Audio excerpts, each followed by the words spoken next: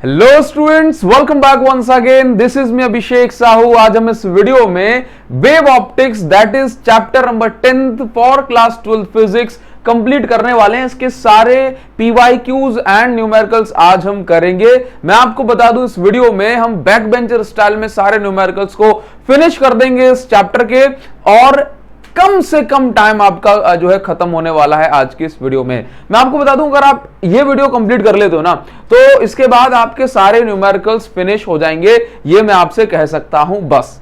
ठीक, और बहुत छोटी वीडियो मैं रखूंगा, जितनी कम टाइम में मैं कोशिश करूंगा वही पॉसिबल होगी। ठीक, नाउ आपको बता दूं, इस वीडियो में डेरिवेशंस और थ्योरेटिकल कॉन्सेप्ट नहीं रखे जा रहे हैं, बिकॉज वो हम ऑलरेडी डिस्कस कर चुके हैं बैक बेंचर सीरीज में। अगर आप में से कोई बैक बेंचर सीरीज नहीं जानता है तो उसकी लिंक जो है मैंने डिस्क्रिप्शन में दे दी है, एक बार जरूर से चेक करें। कंप्लीट फिजिक्स का 3 से 4 घंटे में रिविजन आपका हो जाएगा छोटे छोटे वीडियोस के थ्रू। तो लिंक पहली वाली डिस्क्रिप्शन में, उसको चेक कर लें। अभी हमारा मेन टारगेट है इंपॉर्टेंट क्वेश्चन और न्यूमेरिकल। ठीक, नाउ तो कम से कम करेंगे। देखिए जरा, तो सबसे पहले हम जो न्यूमेरिकल करने वाले हैं, जिस टॉपिक पर पूछे जा सकते हैं, दैट इज रिफ्रैक्टिव इंडेक्स। बोला सर रिफ्रैक्टिव इंडेक्स पे आ सकता है? हाँ बिल्कुल, पक्का आएगा। देखो जरा किस तरह से बनता है क्वेश्चन, ये जानेंगे। तो सबसे पहले अगर आपसे कहा जाए रिफ्रैक्टिव इंडेक्स क्या है, तो क्या बोलोगे? रिफ्रैक्टिव इंडेक्स एक ऐसा मेजरमेंट है जो हमें बताता है कि भाई एक मीडियम से दूसरे मीडियम में जब लाइट ट्रेवल करती है तो उस लाइट की वेवलेंथ या वेलोसिटी कितने टाइम्स चेंज हो जाती है। फॉर एग्जाम्पल, जैसे आप जानते हो कि लाइट वैक्यूम के बाद अगर डायमंड में जा रही है, डायमंड जिसका रिफ्रैक्टिव इंडेक्स 2.42 है, तो लाइट की जो वेलोसिटी है डायमंड में 2.42 टाइम्स डिक्रीज हो जाती है। सिमिलरली डायमंड के अंदर लाइट की वेलोसिटी तो 2.42 टाइम्स डिक्रीज हो रही है, साथ साथ वेवलेंथ भी 2.42 टाइम्स डिक्रीज हो जाती है। बात क्लियर है? नाउ तो रिफ्रैक्टिव इंडेक्स एक ऐसा मेजरमेंट है जो हमें बताता है कि भाई किस मीडियम में कितनी लाइट की वेलोसिटी या वेवलेंथ में चेंज आएगा। ठीक, नाउ तो अभी इसको लिखने का तरीका, अच्छा एक और चीज मैं आपको क्लियर करूं कि भाई जब लाइट एक मीडियम से दूसरे मीडियम तक जाती है तो वेलोसिटी और वेवलेंथ तो बदलती है, लेकिन फ्रीक्वेंसी में कोई चेंज नहीं आता। ठीक, frequency of light remains unchanged during its transfer from one medium to another medium. अब रीजन भी सुन लो इसका। एक्चुअल में क्या होता है कि जब जैसे मान के चलो, जब ये लाइट आई एक मीडियम में, तो लाइट अपने साथ एनर्जी लेके आती है, तो ये एनर्जी किसको देगी? ये एनर्जी इस जहां पे ये स्ट्राइक करेगी, जिस मीडियम में जाएगी, उसके पार्टिकल्स, उसके एटम तक ये एनर्जी पहुंचेगी। तो वो एटम सेम एनर्जी के साथ वाइब्रेट करेंगे, और अगर एनर्जी ट्रांसफर हुई तो हम बोलेंगे कि यहां पर जो फ्रीक्वेंसी है ये बदली नहीं, बिकॉज एनर्जी और फ्रीक्वेंसी क्या है? डायरेक्टली प्रोपोर्शनल है। ठीक, नाउ तो ये इसका रीजन हो गया। अब देखिए जरा, तो यहां पर समझना है हमें कि यदि कहा जाए कि रिफ्रैक्टिव इंडेक्स को लिखने का तरीका क्या होता है, तो देखिए जरा, अगर लाइट मीडियम 1 से 2 में जा रही है तो कैसे लिखोगे? 1 पहले और 2 बाद में, क्योंकि 1 से 2 में जा रही है, तो लिखने का तरीका हो गया ये 1 से 2 में जा रही है। अब मैं आपको बता दूं कि जैसे आपने समझा और सुना कि जैसे डायमंड का रिफ्रैक्टिव इंडेक्स 2.42 है, तो डायमंड के अंदर जो वेलोसिटी है लाइट की, वैक्यूम में कंपैरिजन में 2.42 टाइम्स डिक्रीज हो जाती है। और डायमंड का जो रिफ्रैक्टिव इंडेक्स सबसे ज्यादा होता है, तो उसके अंदर लाइट की वेलोसिटी भी सबसे कम होती है। तो यहां पर हमारा जो पॉइंट हो गया वो ये है कि refractive index is inversely proportional to velocity. अब आप समझते हो कि वेलोसिटी और वेवलेंथ तो डायरेक्टली प्रोपोर्शनल है। जैसे मान के चलो रेड कलर की वेलोसिटी सबसे ज्यादा है, क्यों? क्योंकि उसकी वेवलेंथ सबसे बड़ी है। तो यहां पर मैं ये बोल सकता हूं कि रिफ्रैक्टिव इंडेक्स और वेलोसिटी के बीच में जो रिलेशन है वो इनवर्स है। इसी तरह से रिफ्रैक्टिव इंडेक्स और वेवलेंथ के बीच में भी जो रिलेशन है वो भी इनवर्सली प्रोपोर्शनल है।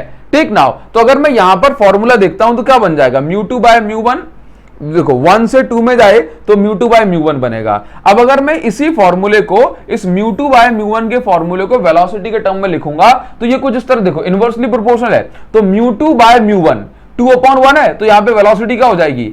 1/2। इसी तरह से देखो, क्योंकि हमने समझा कि रिफ्रैक्टिव इंडेक्स और वेवलेंथ का रिलेशन भी तो इनवर्स है, तो अगर ये μ2 बाय μ1 है तो जरूरत पड़ने पे हम μ2 बाय μ1 को λ1 बाय λ2 लिख सकते हैं, और लिखेंगे भी। यहां पे याद रखिए velocity is directly proportional to lambda. अब इन चीजों पर बेस, क्योंकि देखो ये जो रिलेशन है ना, ये रिलेशन इस रिलेशन पर बेस्ड जो न्यूमेरिकल बन जाता है इसको हम समझेंगे। ठीक नाउ, तो नेक्स्ट स्लाइड पर आएंगे और नेक्स्ट स्लाइड हमारी है ये। इसमें देखो क्या दिया हुआ है, मतलब हमसे किस तरह से क्वेश्चन पूछा जाता है कि भाई आपको नंबर ऑफ वेव्स या कहूं नंबर ऑफ वेवलेंथ की कैलकुलेशन करनी होती है। तो यहां पर मैं ये बताता हूं, स्लैब के प्लेस पर हम यहां पर लेयर भी लिख सकते हैं, लेयर। देखो क्वेश्चन कैसे आता है, क्वेश्चन इसमें बहुत इंपॉर्टेंट पूछा जा सकता है कि मान के चलिए कि आपके पास एक ग्लास की लेयर है या कहूं ग्लास की एक स्लैब है, स्लैब मतलब पट्टी, और सेम डिस्टेंस आप मान के चलिए एयर की एक लेयर है। ठीक नाउ, तो मान के चलो कि अगर आपको इस तरह से एक लाइट आपने ग्लास पर इंसिडेंट कराई, अब ये लाइट ट्रेवल करेगी, इस तरह से वेव बनेगी। तो अब जैसे क्या होता है कि ये वेव की एक वेवलेंथ लैम्डा, ये दूसरी वेवलेंथ एक और लैम्डा, ये तीसरी वेवलेंथ एक और लैम्डा, तो इसमें नंबर ऑफ वेवलेंथ कितनी हो गई? 3 वेवलेंथ हो गई। तो इसी चीज को कई बार कह देते हैं कि नंबर ऑफ वेव्स कितनी है, तो वो एक्चुअल में क्या पूछ रहा है? नंबर ऑफ वेवलेंथ पूछ रहा है। ठीक नाउ, अब कैलकुलेशन कैसे होती है इसकी, इस पे जरा सा हम देखेंगे। तो जैसे मान के चलो फॉर्मूला क्या बनेगा, जैसे मान के चलो मैंने कहा कि ये मेरे पास एक ग्लास स्लैब है जो कि 6 सेंटीमीटर थिक है। ठीक नाउ, अभी यहां इसके अंदर जो वेव जा रही है लाइट की, उसकी वेवलेंथ 2 सेंटीमीटर है, बट 2 सेंटीमीटर की एक वेवलेंथ। तो ये बताओ कि 6 सेंटीमीटर में कितनी वेवलेंथ आ जाएंगी?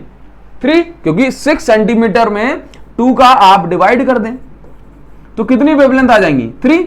तो ये 3 क्या है? नंबर ऑफ वेवलेंथ, या इसी को हम कह देते हैं नंबर ऑफ वेव्स के नाम से पूछ लिया जाता है। ठीक, तो अगर मैं आपसे कहता हूं कि ये स्लैब, इसकी थिकनेस है t is equal to 6 centimetre और ये जो वेव है इसकी वेवलेंथ है lambda is equal to 2 centimetre, तो इसके अंदर अगर ये लाइट ट्रेवल करती है तो इसमें कितनी वेवलेंथ या कितनी वेव्स बन जाएंगी? तो फॉर्मूला क्या बना दिया बताओ जरा आपने? 6 सेंटीमीटर अपॉन 2 सेंटीमीटर, मतलब थिकनेस अपॉन क्या है ये? Thickness upon wavelength. तो इसी तरह से अगर मैं आपसे कहता हूं कि फॉर्मूला जरा मुझे बना के दिखाओ, तो क्या हो जाएगा? फॉर्मूला बना दोगे? फॉर्मूला बन जाएगा। ठीक है, देखो तो फॉर्मूला हमारा क्या बन गया यहां से कि नंबर ऑफ वेव्स, देखो वहां 3 निकाली थी, तो नंबर ऑफ वेव का फॉर्मूला हो गया thickness upon wavelength, that means n is equal to t by lambda. तो अगर मैं यहां से t का फॉर्मूला बनाना चाहता हूं तो it will be t is equal to n lambda. Now अगर किसी क्वेश्चन में आपसे कह दे कि नंबर ऑफ वेव्स सेम है, क्या कह दे कि नंबर ऑफ वेव्स सेम है, तो हम दोनों साइड लिख लेंगे n1 is equal to n2। अगर किसी क्वेश्चन में कह दे कि 2 स्लैब हैं उनकी थिकनेस सेम है, तो हम लिख लेंगे t1 is equal to t2। बात समझ में आ रही है? इस तरह से हम आगे बढ़ेंगे। अब यहां पर एक और जो है, कभी छोटा मोटा फॉर्मूले के टर्म्स में पूछ लिया जाए तो इसको बताना है। जैसे मान के चलिए आपसे कह दिया जाए कि ऑप्टिकल पाथ कैलकुलेट करो, तो ऑप्टिकल पाथ का मतलब होता है कि एक पर्टिकुलर टाइम में लाइट ने कितना डिस्टेंस ट्रेवल किया। ठीक, पर्टिकुलर टाइम में लाइट ने कितनी डिस्टेंस ट्रेवल की, इसको हम बोलते हैं ऑप्टिकल पाथ। ठीक ना, ऑप्टिकल पाथ का फॉर्मूला होता है म्यू इंटू थिकनेस। क्या होता है? Mu into thickness. बात समझ में आई?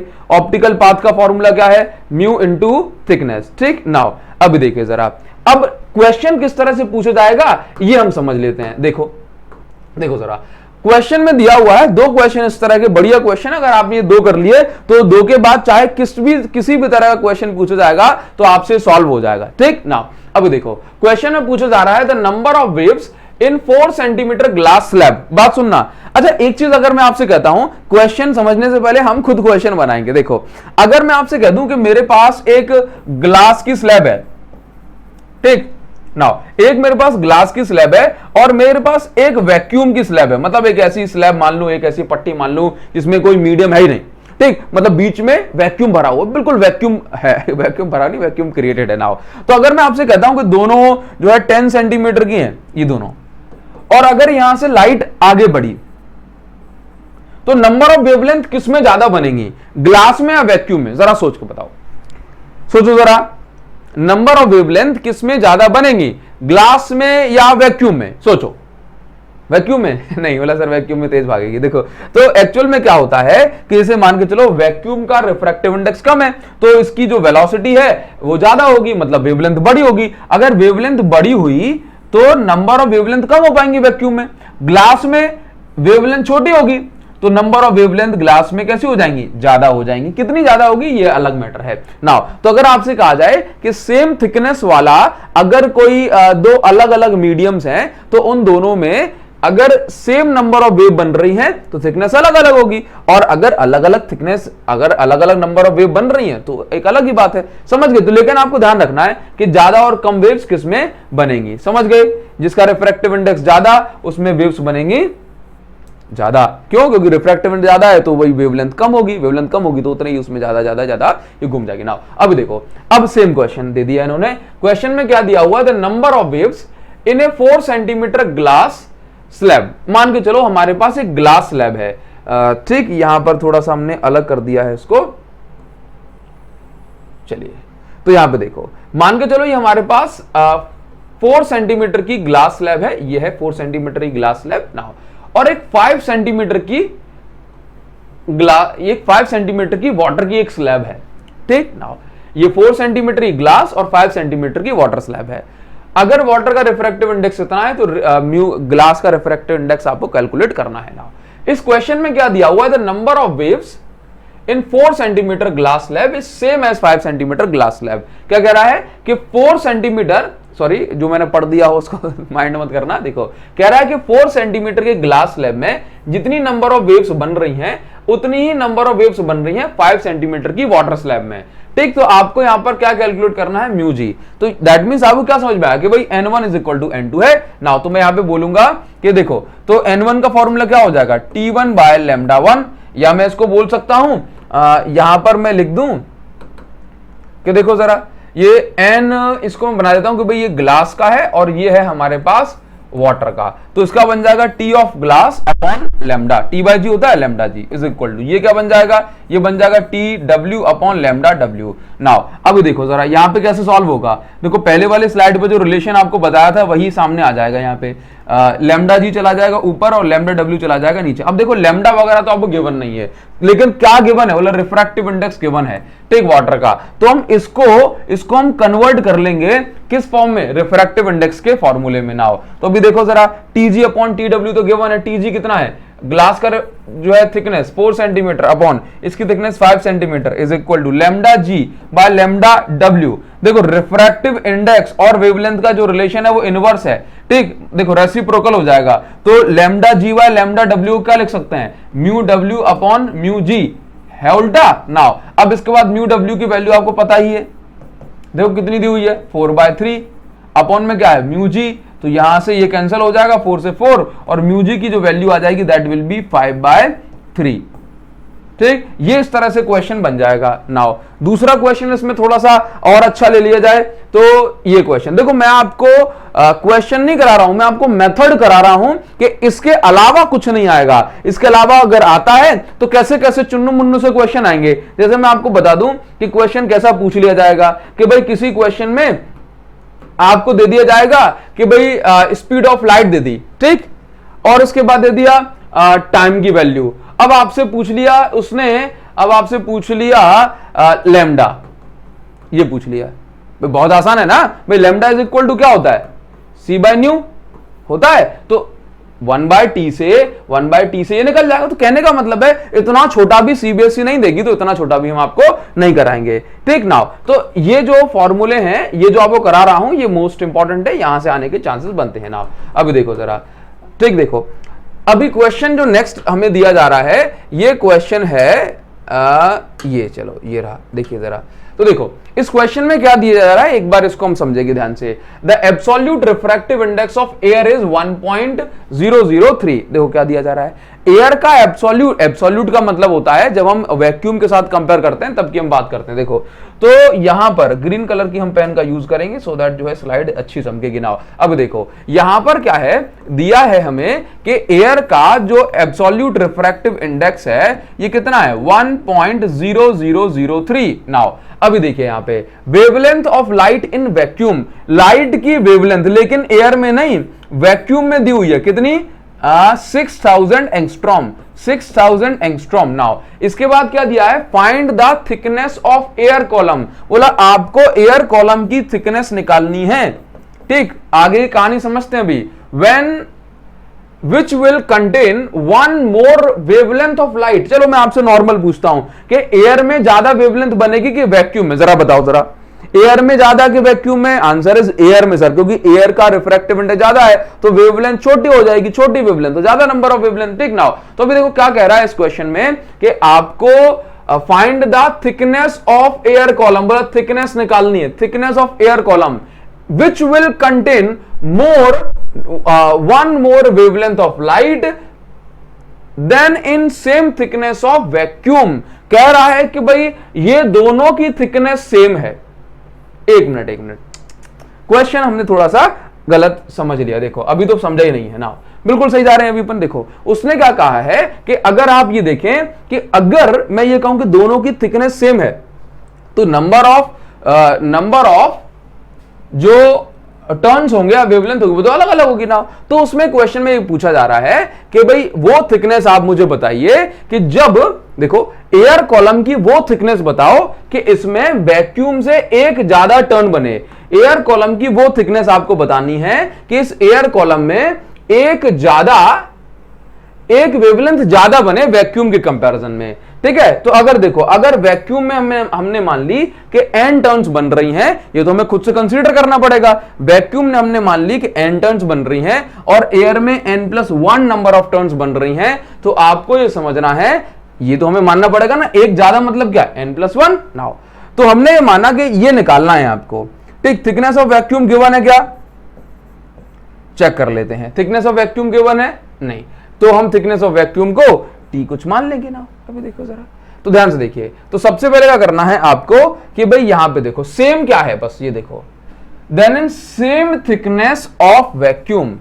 तो भाई देखिए, तो मतलब इसका मतलब है कि दोनों की थिकनेस सेम है। हाँ, अगर दोनों की थिकनेस सेम होगी तो इसमें जो नंबर ऑफ वेवलेंथ होगी वो कम ज्यादा होंगे। अगर नंबर ऑफ वेवलेंथ कम ज्यादा होंगे तो वो निकालना है ऐसी थिकनेस कि भाई जब ये n+1 हो जाए और ये n हो जाए ओनली नाउ। तो अभी देखिए क्या करेंगे इसमें, तो देखिए, तो हमने किसको सेम कर लेना है, हम सेम कर लेंगे थिकनेस। तो T of air is equal to T of vacuum. Now अभी देखो जरा क्या बनेगा, n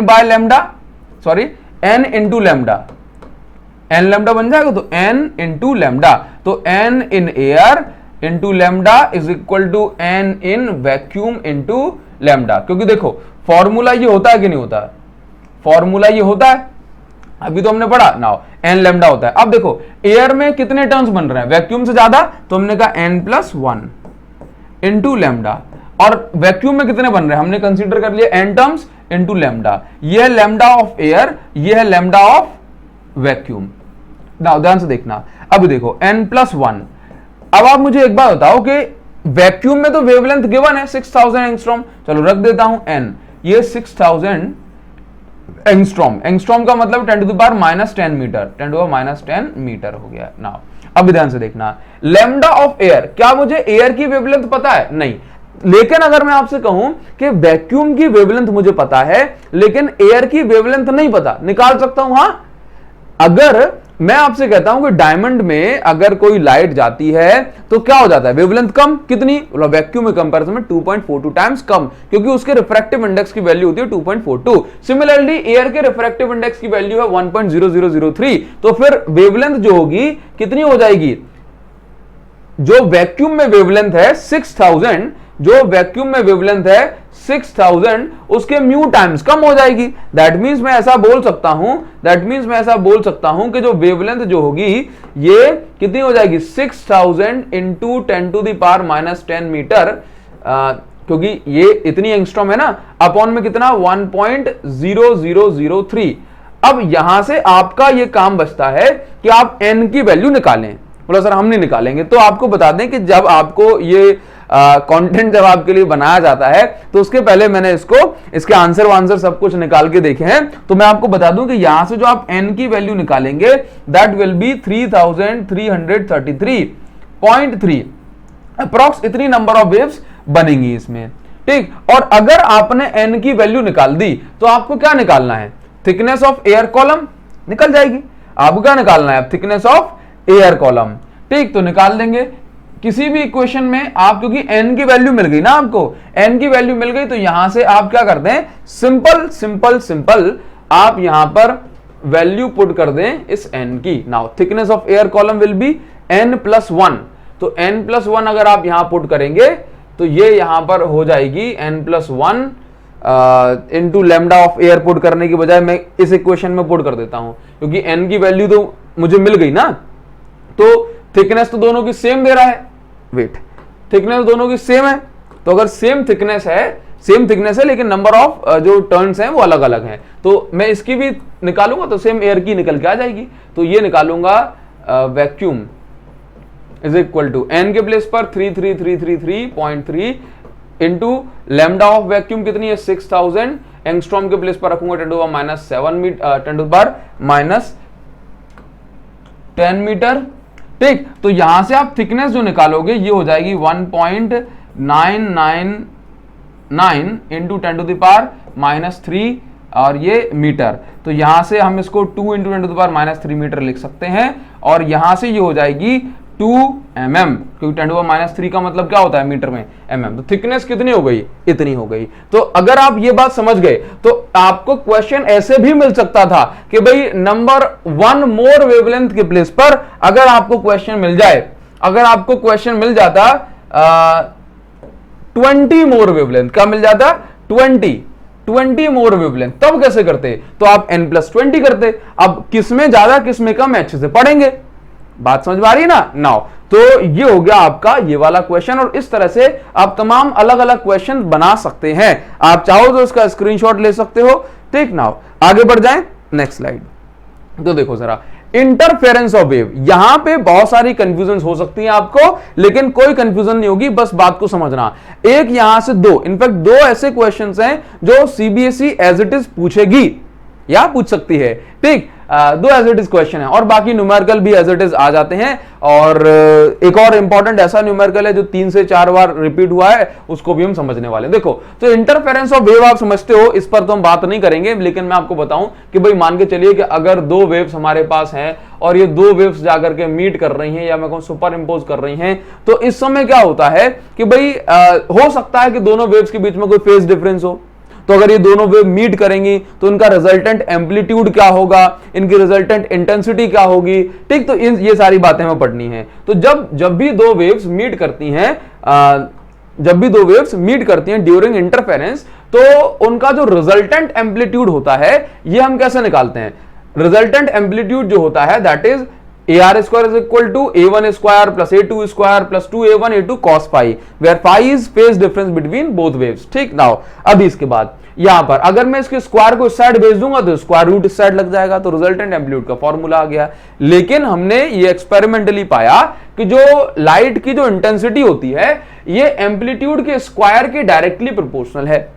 तो हम दैट मीन जो intensity of light is directly proportional to the square of amplitude. Clear. Now अब यहां से देखो, अगर मैं आपसे कहता हूं कि इंटेंसिटी का जो फॉर्मूला बनता है ये क्या हो जाएगा, I = KA²। तो अगर मैं इस साइड देखूंगा तो यहां भी के कट जाएगा। तो आपको सिंपल सी बात याद रखना है कि I के प्लेस पर आप A² पुट करें, आपका काम बन जाएगा। क्योंकि अगर K रखोगे दोनों साइड K होगा तो कैंसिल हो जाएगा। तो I के प्लेस पर A² रखो, कोई दिक्कत नहीं है। ना हो अगर आपको दो वेव के बीच में पाथ डिफरेंस लैम्डा दिया हो, ठीक, लैम्डा, तो 1 लैम्डा मतलब 1 साइकिल, और एक साइकिल कितने रेडियन की होती है, आपने कहा 2 पाई रेडियन की। तो 1 लैम्डा के प्लेस पर जरूरत पड़ने पर आप लिखेंगे 2 पाई। ठीक, नाउ 2 लैम्डा के प्लेस पर 2 का इंटू कर दो। ठीक, इसी तरह से अगर मान के चलिए आपको दो वेव्स के बीच में जो पाथ डिफरेंस है वो कितना दे दिया गया, बहुत इंपॉर्टेंट बात बोल रहा हूं, अगर दो वेव के बीच में आपको पाथ डिफरेंस दे दिया गया λ/3, तो आपको फाई के फॉर्म में कन्वर्ट करना है।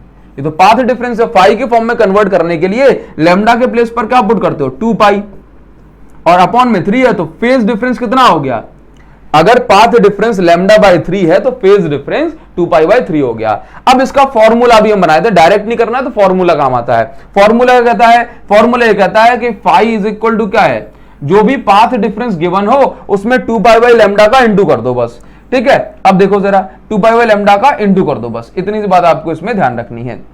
नाउ जैसे अगर मुझे पाथ डिफरेंस दे दिया गया कितना, अगर मुझे पाथ डिफरेंस दे दिया गया λ/3, तो अगर मैं इसमें 2π/λ का इंटू कर दूं तो कितना आ गया 2π/3, कैसे भी निकालो कोई दिक्कत नहीं है। तो अगर आपको पाथ डिफरेंस मिल गया तो उसमें से आपको फेज डिफरेंस निकालना पड़ेगा कुछ इस तरह से। नाउ अब देखिए जरा, अब इस क्वेश्चन में ये तो हो गया एम्पलीट्यूड का क्वेश्चन, मतलब एम्पलीट्यूड का फॉर्मूला। इंटेंसिटी का फॉर्मूला कैसे बनता है देखना एक बार जरा, और यहां पर देखो कि AR² है, तो यहां से मैं दैट मींस रिजल्टेंट एम्पलीट्यूड का स्क्वायर है, तो मैं इसको IR लिख सकता हूं, लिख दिया।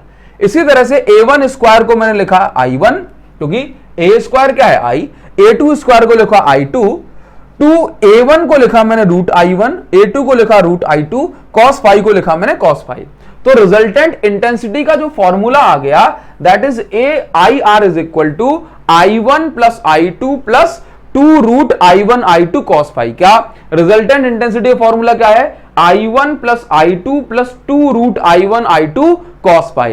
ठीक नाउ अब इस फॉर्मूले को हम बार बार यूज करेंगे और ये सारी बातें आपको ध्यान रखनी है, स्क्रीनशॉट लेते जाओ, उसका बहुत काम आएगा। नाउ आगे बढ़ जाएंगे, ये क्वेश्चन पूछा जाता है और सैंपल पेपर में सीबीएसई ने इसको पूछा हुआ है और आने के भी इसके चांसेस बनते हैं इस वेव ऑप्टिक्स चैप्टर से। नाउ देखो क्वेश्चन में क्या दिया जाता है कि prove that intensity of light at any point में वेरी फ्रॉम 0 to 4i। मान के चलो कि आपको YDSE Young's double slit experiment दिया होगा, उसमें जो है ब्राइट और डार्क फ्रिंज बन रही होंगी, तो कह रहा है कि ड्यूरिंग इंटरफेरेंस कि भाई जो इंटेंसिटी है या कहीं पे भी वो 0 से लेकर के 4i के बीच में वेरी कर सकती है। नाउ देखो मैंने कहा कि एक वेव है, ये दूसरी वेव है, ये इसका इनका जो इंटरफेरेंस हो रहा है, ठीक। अब एक वेव की इंटेंसिटी I1 दूसरे की I2, तो फॉर्मूला क्या लगेगा, वही ये लगेगा ना, IR is equal to I1 plus I2 plus 2√I1 cos phi। Now अगर हमने माना कि जो ये पहली वेव है इसकी इंटेंसिटी I1 है, इसकी इंटेंसिटी I2 है और ये दोनों इंटेंसिटी सेम है, मतलब I1 प्लस I2 मतलब I1 और I2 और I जो है क्या है, सेम वैल्यू है। अच्छा यहां पर जो I है ये हमने क्या है, दोनों में से किसी भी एक की बात अगर हम कर रहे हैं तो ये क्या है, इंटेंसिटी ऑफ आइदर सोर्स, कोई भी सोर्स जो आ रहा है उसमें से एक की दूसरे की भी, लेकिन इंडिविजुअली क्या है, इंटेंसिटी है। नाउ तो अगर हमने माना कि I1 is equal to I2 is equal to I है, तो यहां से ये हमने I पुट किया I प्लस 2√I1 के प्लेस पर √I, इसके प्लेस पर √I और cos phi के प्लेस पर cos phi। नाउ तो रिजल्टेंट इंटेंसिटी क्या आ गया 2i और ये 2i, √I क्या होता है I cos phi। नाउ तो यहां से हमने ये आप देखेंगे कि 2i आ गया कॉमन, अंदर क्या बचा 1 plus cos phi। 1 plus cos phi को हम क्या लिखते हैं 2i, और ये 1 प्लस cos phi को हमने क्या लिखा 2 cos स्क्वायर phi/2। आइडेंटिटी होती है या कहूं फॉर्मूला, क्या लिख सकते हैं 1 प्लस cos phi को हम लिखेंगे 2 cos स्क्वायर phi/2। तो यहां से फॉर्मूला बन गया रिजल्टेंट इंटेंसिटी का 4i cos स्क्वायर phi/2। क्या बन गया 4i cos स्क्वायर phi/2। यहां पर i में झोल हो जाता है कई बार, ठीक, इस i में प्रॉब्लम हो जाती है, आपको समझाऊंगा, इस बात पर आप ध्यान देंगे थोड़ा सा। ये i क्या है एक्चुअल में, ये i क्या है, ये i एक वेव की हम क्या मान सकते हैं इंटेंसिटी है, बात समझ रहे हो, ये i क्या है एक वेव की इंटेंसिटी, ठीक। नाउ और ये अगर आप यहां पर देखें फॉर्मूला क्या बन गया रिजल्टेंट इंटेंसिटी का 4 इंटू आई। आई ये जो है ये मैक्सिमम इंटेंसिटी नहीं है, ये आई क्या है इंटेंसिटी ऑफ आइदर सोर्स, ठीक। नाउ अभी देखिए अगर डिस्ट्रक्टिव इंटरफेरेंस होगा तो डिस्ट्रक्टिव इंटरफेरेंस में जो फेज डिफरेंस होता है ये होता है पाई का। देखो डिस्ट्रक्टिव इंटरफेरेंस में जो फेज डिफरेंस होता है ये पाई का होता है, या कहूं देखो बात सुन लो जरा, आप यहां पे ध्यान रखेंगे कि अगर ये वेव है और एक ये वेव है, ये इस तरह से आप देखो ये क्रेस्ट है, सॉरी ये ट्रफ है और ये क्रेस्ट है, ये क्रेस्ट है और ये ट्रफ है। तो देख रहे हो ये यहां पे क्या हो रहा है डिस्ट्रक्शन कब हो रहा है जब ये आधी वेव का डिफरेंस आ गया, आधी वेव मतलब λ/2, λ/2 का मतलब है पाई।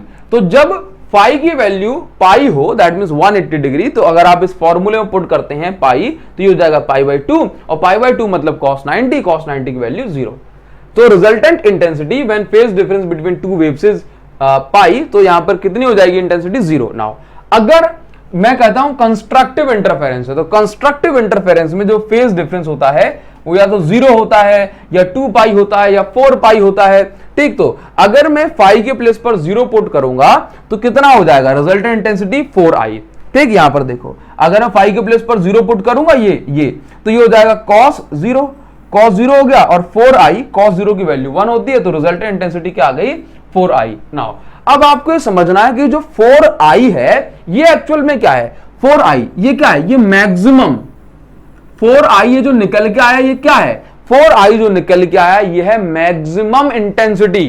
क्या है ये मैक्सिमम इंटेंसिटी। तो मैक्सिमम इंटेंसिटी जो है ये 4i है, अकेली i मैक्सिमम इंटेंसिटी नहीं है, ये क्या है 4i।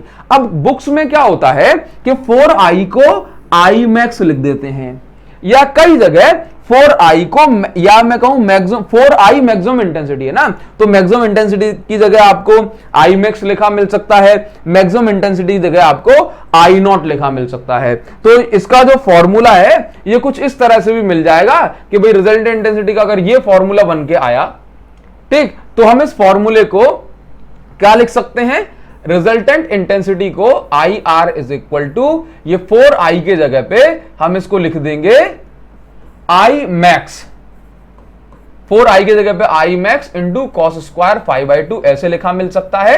या फिर मैं कहूं कि आपको सेम फॉर्मूला 4i के प्लेस पर अगर मैं ऐसा कह दूं कि मैक्सिमम इंटेंसिटी को हमने I नॉट से दिखाया है, तो रिजल्टेंट इंटेंसिटी का फॉर्मूला हो जाएगा I नॉट कॉस स्क्वायर 5/2। जब क्वेश्चन में I नॉट लिखा है तो ये 4i के प्लेस पर है, 4i, I क्या है, इंटेंसिटी ऑफ आइदर सोर्स। बात समझ में आ गई ना, जो एक वेव आ रही है उसकी वो है इंटेंसिटी। नाउ अभी देखो अगर आपको बुक्स में ये लिखा मिल जाए 4i नॉट, बात सुनो, क्योंकि कई बार हमें लिखा मिल जाता है 4i नॉट, तो फिर आपके दिमाग में आ जाए सर बोला ये i नॉट तो मैक्सिमम हो ही गया, तो अब ये 4i नॉट क्या है। तो अगर किसी क्वेश्चन में आपको फॉर्मूले में ऐसा लिखा मिल जाएगा 4i नॉट, तो उस क्वेश्चन में ये भी लिखा होगा कि जो i नॉट है ये इंटेंसिटी ऑफ आइदर सोर्स है, intensity of light of one source है। ये I नॉट अगर ऐसे लिख के मिल गया 4i नॉट कॉस स्क्वायर 5/2, तो ये जो I नॉट है ये मैक्सिमम इंटेंसिटी नहीं है, मैक्सिमम इंटेंसिटी तो ये 4i नॉट है, समझ गए। लेकिन रिप्रेजेंटेशन में यहां पर I नॉट को मैक्सिमम इंटेंसिटी के बजाय यहां पे लिख दिया कि ये इंटेंसिटी ऑफ आइदर सोर्स है। कंफ्यूज तो नहीं हो गया अब नाउ, तो देखिए जरा, तो कहीं पे अगर आपको इस तरह का लिखा मिल जाए कि भाई आपको कुछ कैलकुलेट करना होगा, तो 4i के प्लेस पर I नॉट भी यहां पर लिखा मिल सकता है। ठीक ना, तो देखिए अब यहां पर एक इंपॉर्टेंट क्वेश्चन होता है, ये important question most important question की कैटेगरी में मैं इसको रखूंगा। ये आपके बहुत ज्यादा काम का नहीं है, लेकिन काम की जो चीज है वो ये है, वेट थोड़ा सा, ये क्वेश्चन जो आप देख रहे हैं ये क्वेश्चन मोस्ट इंपॉर्टेंट है भाई, इस पे आप डबल स्टार लगाओ, ट्रिपल स्टार लगाओ, ये क्वेश्चन मोस्ट इंपॉर्टेंट है, कई बार पूछा गया है और हम इसको बढ़िया से करेंगे। कितने मिनट की वीडियो हो गई अपनी, 33 मिनट। चलिए ना, तो अभी देखो इस क्वेश्चन में क्या दिया हुआ है, y1 is equal to a cos omega t, y2 is equal, that means अगर इसका मतलब यह है कि अगर हमारे पास एक वेव है, फिर हमारे पास एक दूसरी वेव है, एक वेव की डिस्प्लेसमेंट है y1 is equal to a cos omega t, दूसरे वेव की डिस्प्लेसमेंट है a cos omega t plus phi, और हमें यह प्रूव करने को कह दिया जाए, prove 4i naught cos square phi, ठीक, 5/2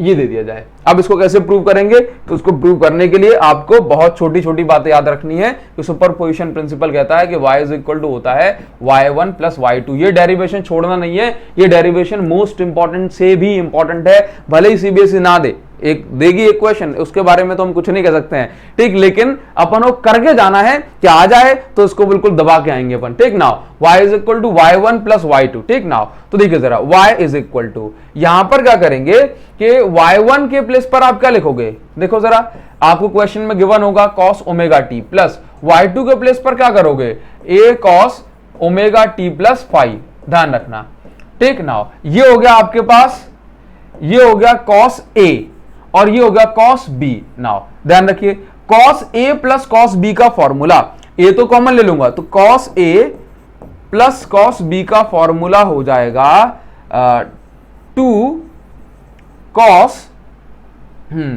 cos A plus B by 2 into cos A minus B by 2।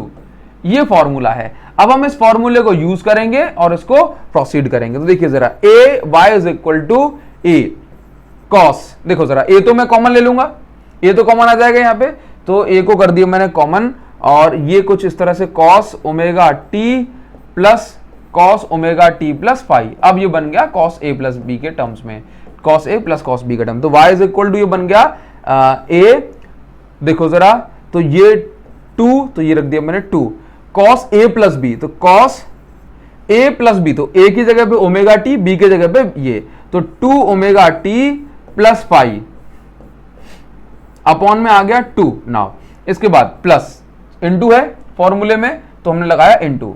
इसके बाद कॉस ए माइनस बी, तो कॉस ए माइनस बी, तो कॉस ए माइनस बी, तो ये आ जाएगा माइनस कॉस 5 अपॉन में 2 चल रहा है, वेट, हाँ, तो ये बन जाएगा आपका cos minus 5 by 2, A minus B करोगे ना, और कॉस माइनस 5 को क्या लिख सकते हो, कॉस मतलब कॉस माइनस थीटा क्या होता है, कॉस थीटा। नाउ तो यहां से आप इसके माइनस को भी हटा देंगे, ठीक। नाउ तो ये अपने पास फॉर्मूला, ये आगे की सिचुएशन बन गई। इसको हम आगे कैसे बढ़ाएंगे, तो देखिए जरा, y इज इक्वल टू ये 2a cos 5 बाई 2 हमने एक साइड कर दिया, cos 5 बाई 2, ठीक, ठीक है। नाउ ये हमने एक साथ लिख दिया, अभी देखिए, और साइड में लिख दिया इसको cos omega t cos 2 omega t plus 5 by 2। ये अब हम ये मानते हैं कि भाई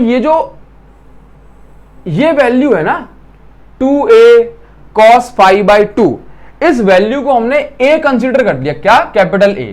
तो हम यहां पे मानेंगे let capital A is equal to 2a cos 5 by 2, ये हमने ऐसा कंसीडर किया। अब इसके बाद अगर हम इसका स्क्वायर कर दें तो a square is equal to हो जाएगा 4a square cos square 5 by 2, ये हो गया। नाउ अब इसके बाद a स्क्वायर को आप लिख सकते हैं कैपिटल I, दैट मीन्स ये रिजल्टेंट हो गया, इज इक्वल टू, इसके बाद यहां पर देखो a स्क्वायर को क्या लिखने को बोला है क्वेश्चन में, तो a स्क्वायर को लिखने को बोला है यहां पर I नॉट, ये रिजल्टेंट है। नाउ रिजल्टेंट, तो यहां पर देखो, यहां पर बोल दिया कि a स्क्वायर की जगह पे क्या रखना है, I नॉट। तो यहां पर जो I नॉट है ये मैक्सिमम इंटेंसिटी नहीं है, ये इंटेंसिटी ऑफ सिंगल वेव है। हाँ, नाउ cos स्क्वायर 5 बाई 2, तो इस तरह से ये प्रूव होता है। और इसके बाद अगर इसी क्वेश्चन में बढ़ा देगा कि आप मैक्सिमम और मिनिमम निकालो, तो मिनिमम के लिए आप यहां पे पाई पुट कर दोगे और मैक्सिमम के लिए यहां पे आप 0 पुट कर दोगे, तो आपको ये मिल जाएगा। ये डेरिवेशन मोस्ट इंपॉर्टेंट है, इसका स्क्रीनशॉट ले लो और एग्जाम में एज इट इज छाप के आ जाना, ठीक। आगे बढ़ेंगे थोड़ा सा। नाउ अभी देखिए जरा, नेक्स्ट हमें क्या दिया जा रहा है, in YDSE Young's double slit experiment का ये क्वेश्चन है। इतना तो हम सभी लोगों ने पढ़ा है, यंग्स डबल स्लिट एक्सपेरिमेंट में किस तरह से हम जानते हैं कि भाई फ्रिंज विड्थ वगैरह बनती है, बट फिर भी हम जो है यहां पे जरूरत नहीं पड़ेगी। नाउ देखो, तो क्वेश्चन में क्या दिया हुआ है कि यंग्स डबल स्लिट एक्सपेरिमेंट में, चलिए देखो, in YDSE Young's double slit experiment की बात कर रहा है। दो वेव्स हैं जो कि पॉइंट P पे मीट करती हैं, उन दोनों के बीच में पाथ डिफरेंस लैम्डा अगर है, तो लैम्डा पाथ डिफरेंस पे जो इंटेंसिटी आ रही है उसको नाम दिया K, ठीक। लैम्डा पाथ डिफरेंस पे जो इंटेंसिटी आ रही है उसको नाम दिया K। तो इसके बाद आपको इंटेंसिटी निकालनी है ऐसे पॉइंट पर जहां पर पाथ डिफरेंस है लैम्डा बाय 3। निकाल दोगे जरा कि अगर लैम्डा के प्लेस पर इंटेंसिटी क्या है, तो पहले तो बताओ कि लैम्डा को कितना फाई लिख सकते हो, फाई के टर्म्स में, लैम्डा की जगह पे 2 पाई। तो अगर आप यहां पे समझ गए ना, तो अगर आप फेज डिफरेंस के टर्म्स में लिखना चाह रहे हो तो कितना लिखोगे, फाई इज इक्वल 2 पाई। तो I resultant intensity formula 4i cos square 5 by 2, ठीक। Let intensity of either wave is I। Now तो देखो, रिजल्टेंट इंटेंसिटी फॉर्मूला क्या होगा, 4i cos स्क्वायर 5 बाई 2। आप I नॉट मानो, आप I1 मानो, कोई दिक्कत नहीं। नाउ अभी देखिए जरा, तो 4i cos square 5 by 2। Now अभी इसके बाद क्या दिया हुआ है, रिजल्टेंट इंटेंसिटी अगर आप पाई के प्लेस पर क्या पुट करते हो, 2 पाई, क्योंकि देखो यहां पर जब पाथ डिफरेंस लैम्डा है तो जो इंटेंसिटी आ रही है वो क्या आ रही है, ठीक ना। तो लेमडा को अगर आप फाई के फॉर्म में कन्वर्ट करते हो तो फिर से बताया ना 2 पाई बाय लेमडा का इंटू कर दो, पाथ डिफरेंस में लेमडा लेमडा, तो फाई के प्लेस पर आप 2 पाई पुट करोगे, तो ये पुट किया तो यहां पर देखो 2 पाई से कैंसिल हो गया और cos पाई cos 180 की वैल्यू -1 होती है, तो यहाँ पे +1 हो गए, ये रिजल्टेंट इंटेंसिटी आ गई 4i। तो 4i के जगह पर क्या बोला कि जब पाथ डिफरेंस लेमडा है तो जो आंसर जो इंटेंसिटी आ रही है उसको नाम दिया k, तो यहाँ पर इंटेंसिटी कितनी आई 4i, तो 4i को नाम दे दिया k। अब इसके बाद क्या पूछ रहा है कि इंटेंसिटी निकालो ऐसे पॉइंट पर जहां पे पाथ डिफरेंस हो λ/3, तो λ/3 को अगर आप फेज डिफरेंस में कन्वर्ट करोगे तो लैम्डा के प्लेस पर आप रख दोगे 2 पाई और 3 के प्लेस पर 3, तो एज इट इज अगर आपने पुट किया तो आंसर आ गया 4i इंटू 1/4, ठीक 1/4। तो 4i को क्या बोला है k और 1/4 को 1/4, तो रिजल्टेंट इंटेंसिटी कितनी आ गई k/4, और k के टर्म्स में उसको आंसर चाहिए था। क्लियर है इतनी बात नाउ, तो ये बन जाएगा, इस तरह क्वेश्चन आता है एग्जाम में काफी सारा नाउ। अब देखिए यहाँ पे जो नेक्स्ट क्वेश्चन आपको दिया जा रहा है इसमें थोड़ा सा आपको समझना है और कोशिश करें कि आप खुद से कर पाए इस क्वेश्चन को, ठीक नाउ। देखो क्वेश्चन में दिया जा रहा है कि find the ratio of intensity at centre of screen. देखिए आपके पास मान के चलो एक YDSE Young's double slit experiment में एक स्क्रीन है और स्क्रीन के सेंटर पे आपने इंटेंसिटी निकाली है, ठीक, तो हमने बोला इंटेंसिटी एट सेंटर। तो आपसे कहा जा रहा है कि भाई ये जो इंटेंसिटी का रेशियो आपको यहां पे निकालना है, find the ratio of intensity at centre, centre पे इंटेंसिटी कितनी है upon intensity at A point, ऐसे पॉइंट पर इंटेंसिटी जिसकी डिस्टेंस फ्रिंज विड्थ की डिस्टेंस के 1/4 है। अब यहां पे फ्रिंज विड्थ कहां लिखा है, ये लिखा है ना 1/4 of distance between two fringes, दो फ्रिंजेस के बीच की डिस्टेंस को फ्रिंज विड्थ कहते हो। जैसे आपने पढ़ा है कि भाई ये स्क्रीन है, ये ब्राइट फ्रिंज है, ठीक, ये ब्राइट फ्रिंज, इसके बीच में एक डार्क फ्रिंज, फिर एक ब्राइट फ्रिंज, फिर एक डार्क फ्रिंज, और देखो जैसे मान लो दो ब्राइट हो गई तो दो ब्राइट के बीच की जो डिस्टेंस है ये डार्क होगी। तो अगर आपसे कहा जाए कि दो फ्रिंजेस के बीच की डिस्टेंस का 1/4 of distance between two fringe, तो दो फ्रिंजेस के बीच की डिस्टेंस क्या होती है बीटा, मतलब फ्रिंज विड्थ, और इसका 1/4 मतलब β/4।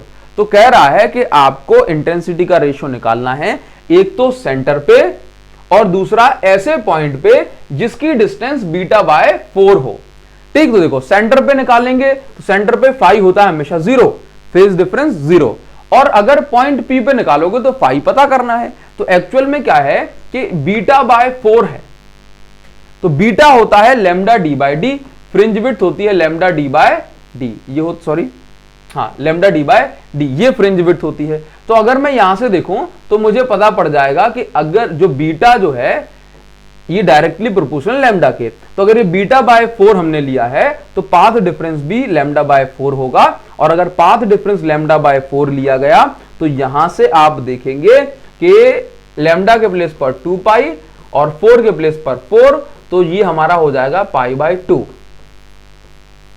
ठीक। तो अगर आप यहां पर फाई के प्लेस पर पुट करते हैं, अगर आप फाई के प्लेस पर पुट करें π/2, तो यहां से जो आपका आंसर होगा ये कुछ इस तरह से हो जाएगा कि रिजल्टेंट इंटेंसिटी I इंटू आप इसको लिखें I के प्लेस पर ऐसे लिखें 4i cos स्क्वायर, और ये π/2, π/2 का मतलब कितने डिग्री होता है 90 डिग्री, ठीक।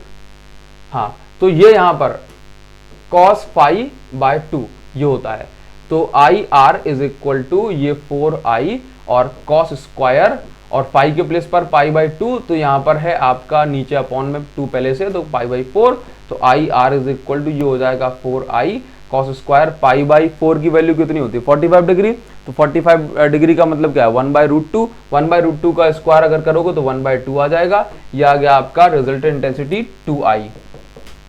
तो अगर आप इसका रेशियो निकालेंगे सेंटर पे अपॉन एट पॉइंट P, तो सेंटर पे है 4i और पॉइंट P पे है 2i, तो रेशियो आ गया 2:1, ये हमारा आंसर हो गया। इस तरह से कर सकते हैं, तो समझ गए ये इंटेंसिटी पर बहुत इंपॉर्टेंट क्वेश्चन पूछे जाते हैं, ठीक। नाउ नेक्स्ट क्वेश्चन देखो, ये मोस्ट इंपॉर्टेंट क्वेश्चन है, ये मोस्ट इंपॉर्टेंट क्वेश्चन है, कम से कम जो है 4 बार पूछा गया क्वेश्चन है, इसको आपको अच्छे से समझना है। देखिए जरा देखो क्या दिया जा रहा है यहाँ पर, क्वेश्चन का खेल है, बस सिर्फ बात क्वेश्चन की है।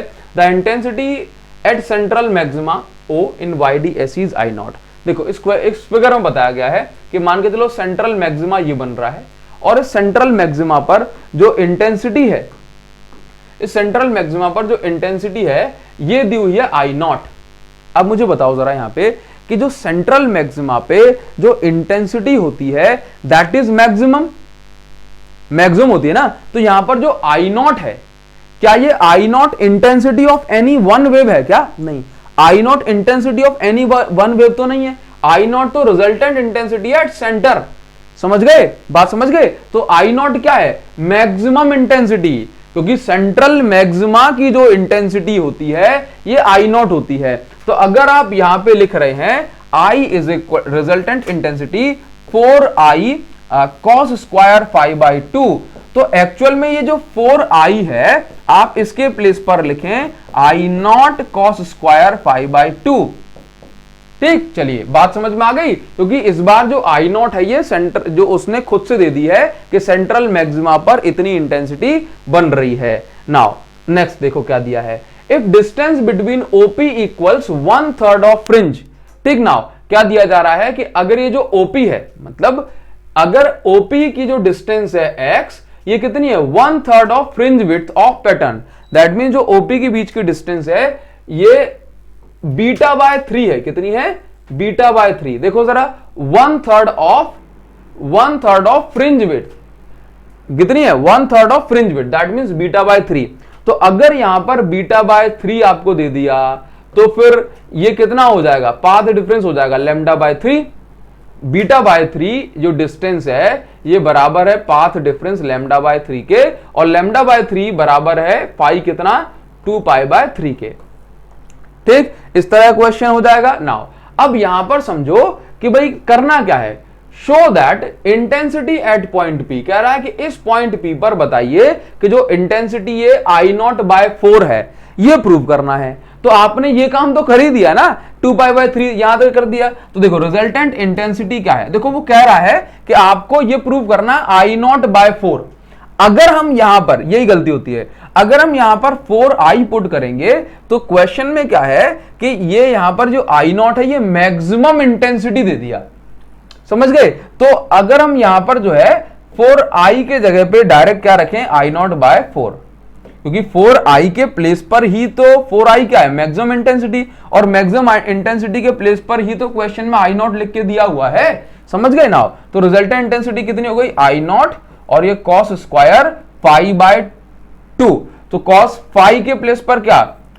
2π/3, और 5/2 है तो अपॉन में 2 का डिवाइड, ये कट जाएगा, और यहां से resultant intensity will be I0, और ये cos स्क्वायर ये फिर से बचेगा वही π/3 का मतलब कुछ क्या है? ठीक है, ये आ जाएगा 1/2 का स्क्वायर, तो ये हो जाएगा 1/4। सॉल्व कर लेना, ये आपका आंसर निकल के आएगा, और यही प्रूव होता है। ठीक, यहां पर आपको पुट कर देना है। देखो यहां पर कैसे लिखोगे? Since x is equal to β/3 so path difference will be λ/3। आसान सी भाषा में, since x is equal to β/3 so path difference is equal to λ/3 so phase difference is equal to 2π/3। बस इतनी सी बात में तो काम खत्म हो जाएगा। एग्जामिनर आपको 2-3 नंबर जितने का पूछेगा वो सारे मार्क्स अलॉट कर देगा। नाउ अभी देखिए नेक्स्ट जो हमें टॉपिक मिल रहा है, या कहूं कि नेक्स्ट जो टाइप हमें मिल रहा है, इसमें से आपसे इंटेंसिटी का maximum and minimum intensity calculate करने को मिलेगा। इनका रेशो, स्लिट विड्थ, एम्पलीट्यूड का रेशो, ये सारी चीजों पर क्वेश्चन बनता है। किस तरह से क्वेश्चन बनेगा ये आपको अभी हम सिखाते हैं, लेकिन उससे पहले जो बेसिक कॉन्सेप्ट है उसको समझ लो। जैसे मान के चलो अगर मेरे पास 2 लाइट वेव्स हैं, अगर मेरे पास 2 वेव्स हैं, इस वेव का एम्पलीट्यूड है A1, इस वेव का एम्पलीट्यूड है A2। अब आप समझते हो कि ये जो A1 और A2 मिलेंगे तो रिजल्टेंट एम्पलीट्यूड हो जाएगा A1 square plus A2 square plus 2A1 A2 cos phi. अगर कंस्ट्रक्टिव इंटरफेरेंस है तो फाई के प्लेस पर हम 0 डिग्री पुट करते हैं, और अगर डिस्ट्रक्टिव इंटरफेरेंस है मतलब मिनिमम इंटेंसिटी, तो फाई के प्लेस पर हम 180 डिग्री पुट करते हैं। तो A1 square plus A2 square plus 2A1 A2 cos phi. अगर हमने कहा cos 0 पुट किया तो cos 0 की वैल्यू 1, तो आंसर आ जाएगा ये। तो A1 प्लस A2 का होल स्क्वायर का फॉर्मूला बनाओगे तो यही तो बनता है, A1 square plus A2 square plus 2A1 A2। Now अगर डिस्ट्रक्टिव इंटरफेरेंस मतलब मिनिमम इंटेंसिटी होगी तो 2A1 A2 cos 180 डिग्री, और cos 180 होता है -1, तो फॉर्मूला बन जाएगा ये माइनस का। तो A1 माइनस A2 का होल स्क्वायर हो गया। तो इस तरह से मैक्सिमम इंटेंसिटी का फॉर्मूला हो गया a1 प्लस a2 का होल स्क्वायर, मिनिमम इंटेंसिटी का फॉर्मूला हो गया a1 माइनस a2 का होल स्क्वायर। तो क्वेश्चन में मैक्सिमम और मिनिमम इंटेंसिटी का रेशियो पूछा जाता है, लेकिन तो यहां से कैलकुलेट कर देंगे। लेकिन अगर हमें क्वेश्चन में a1 और a2 की वैल्यू गिवन ही ना हो तो फिर हम ये रेशियो कैसे निकालेंगे? तो ऐसी सिचुएशन में आपको क्या दिया जाएगा कि भाई यहां पर एक नया फॉर्मूला बनाते हैं कि अगर हमें क्वेश्चन में गिवन ही ना हो a1 और a2 की वैल्यू तो कैसे करेंगे। तो देखो, इसके लिए अगर मैं a2 को बाहर निकालूं, इसमें से कॉमन निकल जाएगा, नीचे से भी निकल जाएगा, ये निकल गया, कैंसिल कर दिया ना।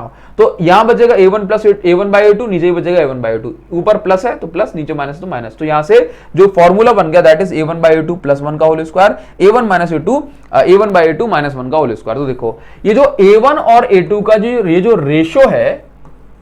रेशो है, इस रेशियो को हमने लिखा r।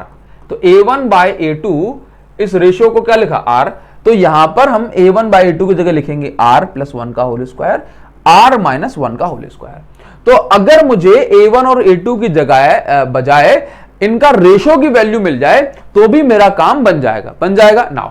इसी तरह से अगर मान के चलो कि मुझे ये नहीं दिया गया a1 बाई a2 या रेशियो की वैल्यू इतनी है, मुझे एम्पलीट्यूड का वहां पर जो है ना कुछ मेंशन ही नहीं किया गया, फिर भी मुझे मैक्सिमम और मिनिमम इंटेंसिटी का रेशियो निकालना है, तो ऐसे केस में मुझे कुछ छोटे छोटे से रिलेशन पता होना चाहिए। कौन से रिलेशन? कि भाई देखो जरा वेट, ऐसे केस में मुझे कुछ छोटे छोटे रिलेशन पता होने चाहिए। जैसे कि अगर मैं आपसे कहता हूं कि fringe width, slit width, sorry, जैसे मान के चलो ये मेरे पास एक स्लिट है ओपनिंग W1 और ये W2।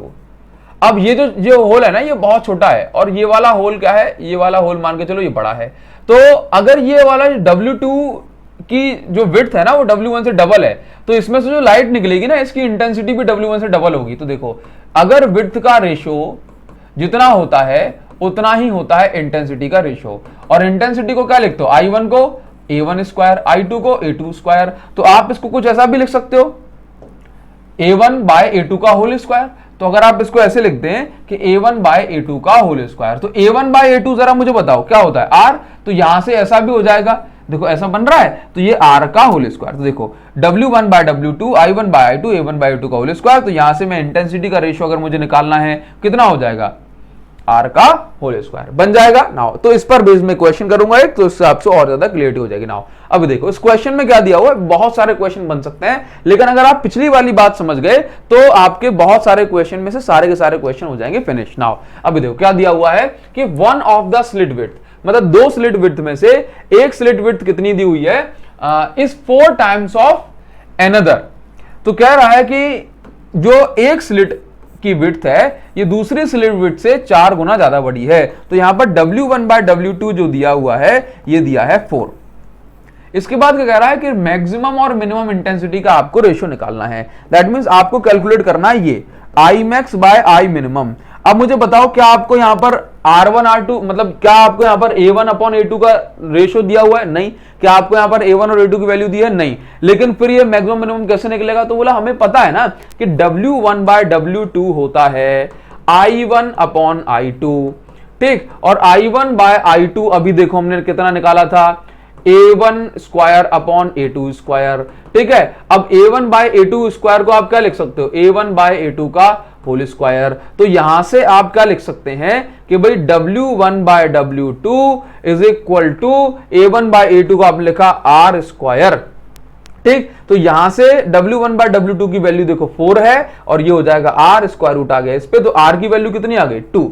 तो यहां से अगर आपको मैक्सिमम मिनिमम इंटेंसिटी का रेशियो निकालना है तो ये कुछ इस तरह से निकल के आ जाएगा कि भाई देखो I max upon I minimum, formula क्या होता है? R प्लस 1 का whole square upon R minus 1 का होल स्क्वायर। R प्लस 1 देखो R की वैल्यू 2 निकाली है, तो 2 प्लस 1 का होल स्क्वायर दैट मींस 3 का होल स्क्वायर 9 और R माइनस 1 का होल स्क्वायर तो ये 1। तो यहां पर मैक्सिमम और मिनिमम का जो रेशियो आ गया दैट इज 9:1। बन जाएगा काम, सुंदर लिख दूं 9:1। ओके चलिए भाई आगे बढ़ जाएं। तो इस तरह से इंटेंसिटी वाले सारे क्वेश्चन बना देना, किसी भी तरह का क्वेश्चन आपको मिल जाए बन जाएगा आपसे, ठीक ना। तो देखिए अभी आ जाते हैं इस चैप्टर के सबसे इंपॉर्टेंट टॉपिक्स में से एक यंग्स डबल स्लिट एक्सपेरिमेंट। इस पर बहुत सारे जो है क्वेश्चन एक एक नंबर में, 3 नंबर में, 2 नंबर में पूछे जाने के चांसेस बन रहे हैं। नाउ तो यंग्स डबल स्लिट एक्सपेरिमेंट क्या होता है कि जैसे मान के चलिए आपने पढ़ा हुआ है थ्योरेटिकल एस्पेक्ट तो आप जानते हो, लेकिन फिर भी कुछ बातें हम डिस्कस करेंगे। जैसे मान के एक स्लिट S1 है और ये दूसरी स्लिट S2 है। अब इन दोनों स्लिट से जो सेम फ्रीक्वेंसी वाली जो वेव्स आ रही हैं, ये दोनों जाकर के एक स्क्रीन पर मीट करेंगे, जिसके कारण से ब्राइट और डार्क फ्रिंजेस का एक अल्टरनेट पैटर्न देखने को मिलता है। यहां पर जो वॉयलेट कलर की लाइट रे है, इसको मैंने डार्क फ्रिंज को रिप्रेजेंट किया है, और येलो कलर से मैंने ब्राइट फ्रिंज को रिप्रेजेंट किया हुआ है। या YDSE में आपको ध्यान रखना है कि दोनों ही टाइप की फ्रिंजेस की जो डिस्टेंस, मतलब जो चौड़ाई है, जो विड्थ है, वो सेम होती है, जिसको हम रिप्रेजेंट करते हैं beta is equal to lambda capital D by small d।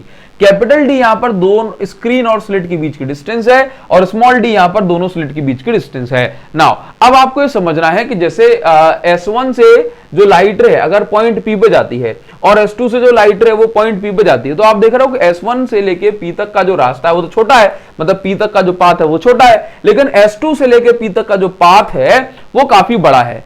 ठीक, तो आप देखेंगे कि इन दोनों के जो S1 P और S2 P के जो पाथ में डिफरेंस है उसको हमने रिप्रेजेंट किया डेल्टा से। तो डेल्टा इज इक्वल टू क्या आ गया, x d बाई डी। इसमें कैपिटल D ऊपर है, इसमें स्मॉल d ऊपर है। ठीक, नाउ याद रखेंगे, याद रखिए यहां पर ये जो पाथ डिफरेंस है ना, यही पाथ डिफरेंस डिसाइड करता है कि इस पॉइंट P पे कंस्ट्रक्शन होगा, मतलब ब्राइट फ्रिंज बनेगी या डार्क फ्रिंज बनेगी। याद रखो, जोर जोर से 2 बार चिल्ला के बोलूंगा कि ये जो पाथ डिफरेंस है यही रिस्पॉन्सिबल है कि कंस्ट्रक्शन होगा कि डिस्ट्रक्शन।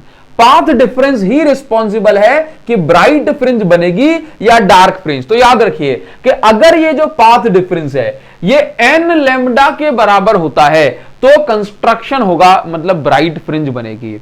अगर ये जो पाथ डिफरेंस डेल्टा है ये 2n-1 लैम्डा बाय 2 के बराबर है तो डार्क फ्रिंज बनेगी। बस इतनी सी बात याद रखो, समझ गए। अगर यहां पर जो पाथ डिफरेंस है n लैम्डा के बराबर तो कंस्ट्रक्शन होगा। अगर पाथ डिफरेंस दो वेव के बीच में 2n-1 लैम्डा बाय 2 के बराबर है तो डिस्ट्रक्शन होगा। तो यदि मैं डेल्टा की वैल्यू पुट करता हूं और this is equal to n lambda, तो यहां से जो x की वैल्यू आ गई, ये क्या आ गई, x की वैल्यू क्या आ गई, n lambda d by d, n lambda d by d। ध्यान देना, ध्यान देना, ये जो x है ये क्या है, ये x हमें बता रहा है कि मान के चलिए सेंटर से जो पॉइंट P है इसकी डिस्टेंस कितनी है, ये। तो अगर मैं कहूं डिस्टेंस ये क्या है, तो ये है distance of nth bright fringe.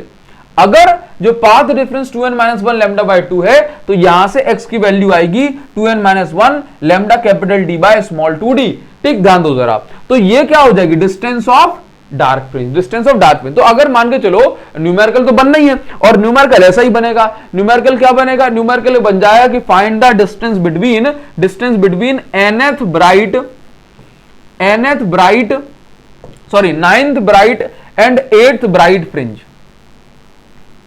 ठीक, तो जैसे मान के चलो कि अगर 9th ब्राइट है 10 सेंटीमीटर पे और 8th ब्राइट है 8 सेंटीमीटर पे, तो इनके बीच की डिस्टेंस क्या हो जाएगी, 2 सेंटीमीटर। बात समझ में आ गई ना। तो आपको अगर ये डिस्टेंस निकालनी तो कैसे निकालोगे, तो इसी फॉर्मूले से x के प्लेस पर x, n के प्लेस पर 9 लैम्डा d बाई d, और ये हो गया x 9 और x 8 की वैल्यू कितनी हो जाएगी, 8 पुट करो, ये पुट करो और दोनों को सब्ट्रैक्ट कर दो, तो यहां से डिस्टेंस बन जाएगी। समझ गए, ये डिस्टेंस। अगर मैं इस तरह का क्वेश्चन आपको एक ना भी कराऊं तो आप यहां पर as it is value put करेंगे। नाउ अगर क्वेश्चन मिल जाता आपको कि फाइंड द डिस्टेंस बिटवीन 2 या find the distance between 6th dark fringe and 5th dark fringe, तो क्या करोगे, 6 डार्क फ्रिंज के लिए ये वाले फॉर्मूले में 6 पुट करोगे, इसके बाद 5th डार्क फ्रिंज के लिए सेम फॉर्मूले जो है 5 पुट करोगे, और यहां पे x6 माइनस x5 की वैल्यू निकाल दोगे, बन जाएगा क्वेश्चन। नाउ अभी देखो, अब मान के चलो क्या होता है कि कहीं पर कोई वेव बन रही है, मतलब कहीं पर कोई किसी भी फ्रिंज की मैं बात कर रहा हूं। ठीक, अभी जैसे मान के चलो ये बात है, ये वाली फ्रिंज है।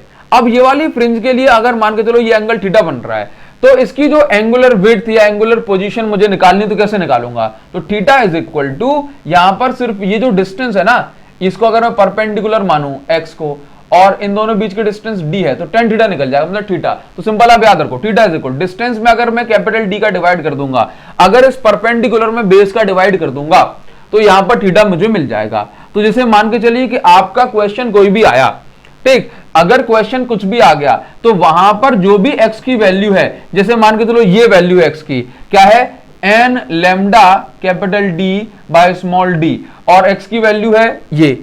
अब मुझे अगर कैपिटल D का डिवाइड कर दूं तो ये जो फॉर्मूला बन गया, this is your angular position, मैं इसको बोल दूंगा एंगुलर विड्थ में इसको बोल दूंगा बस n लैम्डा बाय d। बात समझ में आ गई ना। तो अगर मैं इसकी पोजीशन बतानी मुझे एंगुलर किसकी, फर्स्ट फ्रिंज की तो 1, सेकंड की 2, थर्ड की 3, इस तरह से होता चला जाएगा। बात समझ में आ गई नाउ। तो ये क्लियर हो गया, चलिए बहुत अच्छी बात है, बहुत बहुत अच्छी बात है। नाउ अभी देखिए, देखो इस क्वेश्चन में दिया जा रहा है the fringe width in YDSE is 2.4 × 10⁻⁴ metre, ठीक। When red light of wavelength 6400 angstrom is used, by how much will it change if blue light of wavelength 4000 angstrom is used? देखो क्या कह रहा है कि जब रेड लाइट का use किया गया जिसकी वेवलेंथ 6400 एंगस्ट्रॉम है, तो उस समय जो फ्रिंज विड्थ है, ये फ्रिंज विड्थ रेड कलर की कितनी है, 2.4 × 10⁻⁴ मीटर, ठीक। नाउ अभी क्या कहा जा रहा है कि अगर आप ब्लू कलर की लाइट जिसकी वेवलेंथ 4000 एंगस्ट्रॉम है, अगर आप इसको यूज करते हैं तो जो फ्रिंज विड्थ होगी ब्लू कलर की लाइट की, इसमें कितना चेंज आ जाएगा। क्या पूछ रहा है, कितना चेंज आ जाएगा, चेंज निकालना है। तो चेंज कैसे निकालते हैं, मान के चलो कि फ्रिंज विड्थ होती 2 सेंटीमीटर किसकी, रेड की, और 0.5 सेंटीमीटर होती ब्लू की, तो हम निकाल लेते 1.5 का चेंज आ गया। लेकिन अभी तो हमें ब्लू की जो वेवलेंथ है, मतलब ब्लू की जो फ्रिंज विड्थ है, ये तो हमें पता ही नहीं है। तो हम कैसे पता करेंगे, देखो क्या इसमें कैपिटल D स्मॉल d की वैल्यू गिवन है, नहीं। तो कहा जा रहा है कि भाई सेम एपरेटस के ऊपर आपने एक्सपेरिमेंट किया है, तो हमने मान के चले भाई बीटा अगर मैं रेड कलर के लिए निकालूंगा, अपॉन कर दूं बीटा अगर मैं ब्लू कलर के लिए निकालूं, तो कितना हो जाएगा, lambda capital D by small d upon lambda capital D by small d। तो ये है रेड के लिए और ये है ब्लू के लिए, ठीक। तो यहां से कैंसिल हो जाएगा। तो यहां से अगर मैं कैलकुलेट कर रहा हूं बीटा रेड के लिए अपॉन बीटा ब्लू के लिए, तो ये हो जाएगा lambda of red upon lambda of blue. Lambda of red कितना है, रेड की जो वेवलेंथ है ये है आपके पास 6400 एंगस्ट्रॉम, और इसकी जो ब्लू की वेवलेंथ है 4000 एंगस्ट्रॉम। तो एंगस्ट्रॉम से एंगस्ट्रॉम कैंसिल हो जाएगा। और यहां पर देखो बीटा ऑफ रेड, रेड की भी तो जो फ्रिंज विड्थ है, बीटा क्या है, beta red fringe width given है, कितनी गिवन है, 2.4 × 10⁻⁴ मीटर, ठीक। नाउ ये 2 0 से ये 2 0 कैंसिल हो जाएंगी, तो यहां बचेगा अपॉन में है बीटा ऑफ ब्लू, ठीक है, फ्रिंज विड्थ ऑफ ब्लू, यहां बचेगा 64/40, 64/40, तो ये हो जाएगा आपके पास 8/5। बीटा ऑफ ब्लू मुझे निकालना है, तो ये हो जाएगा 5/8 × 2.4 × 10⁻⁴ is equal to beta of blue, ठीक है। नाउ अब देखिए जरा, यहां से कैलकुलेट कैंसिल करूंगा तो ये आ जाएगा 0.3, तो ये हो गया आपका 1.5 × 10⁻⁴, ये हो गया फ्रिंज विड्थ ऑफ ब्लू।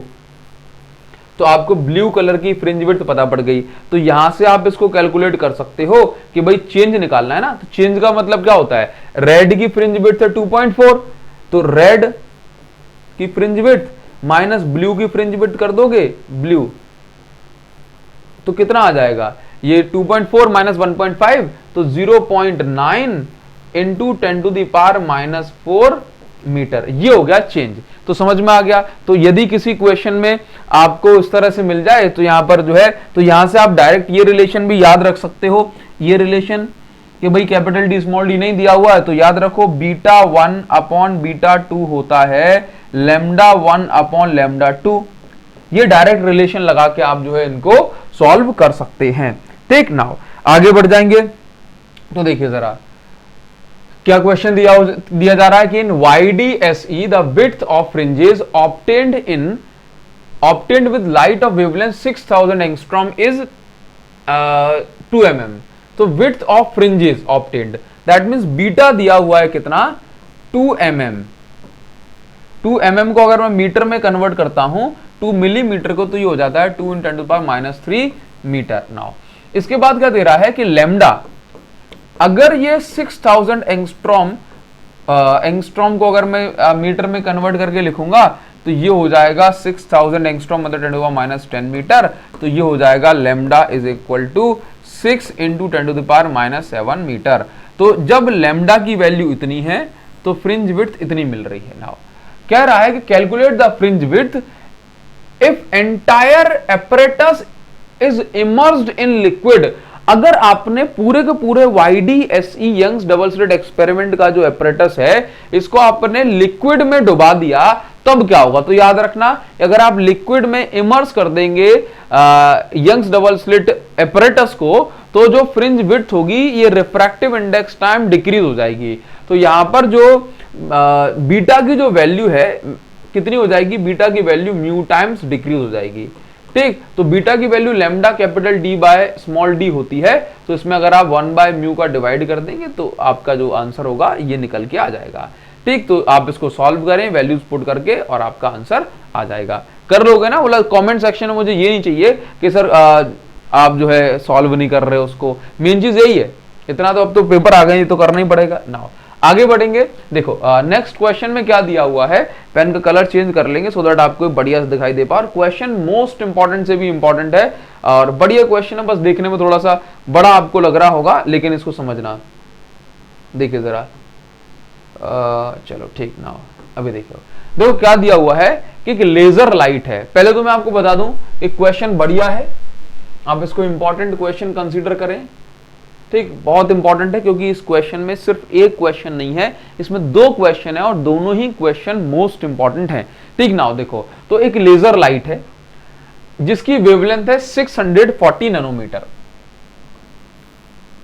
ये लेजर लाइट की वेवलेंथ है 640 नैनोमीटर। तो मैं इसको लिख लेता हूं, λ1 इज इक्वल टू 640 नैनोमीटर का मतलब 10⁻9 मीटर। तो चलो मैं इसको नैनोमीटर एज इट इज लिख देता हूं। ठीक ना, produces pattern in which bright fringes are separated by 7.2 mm.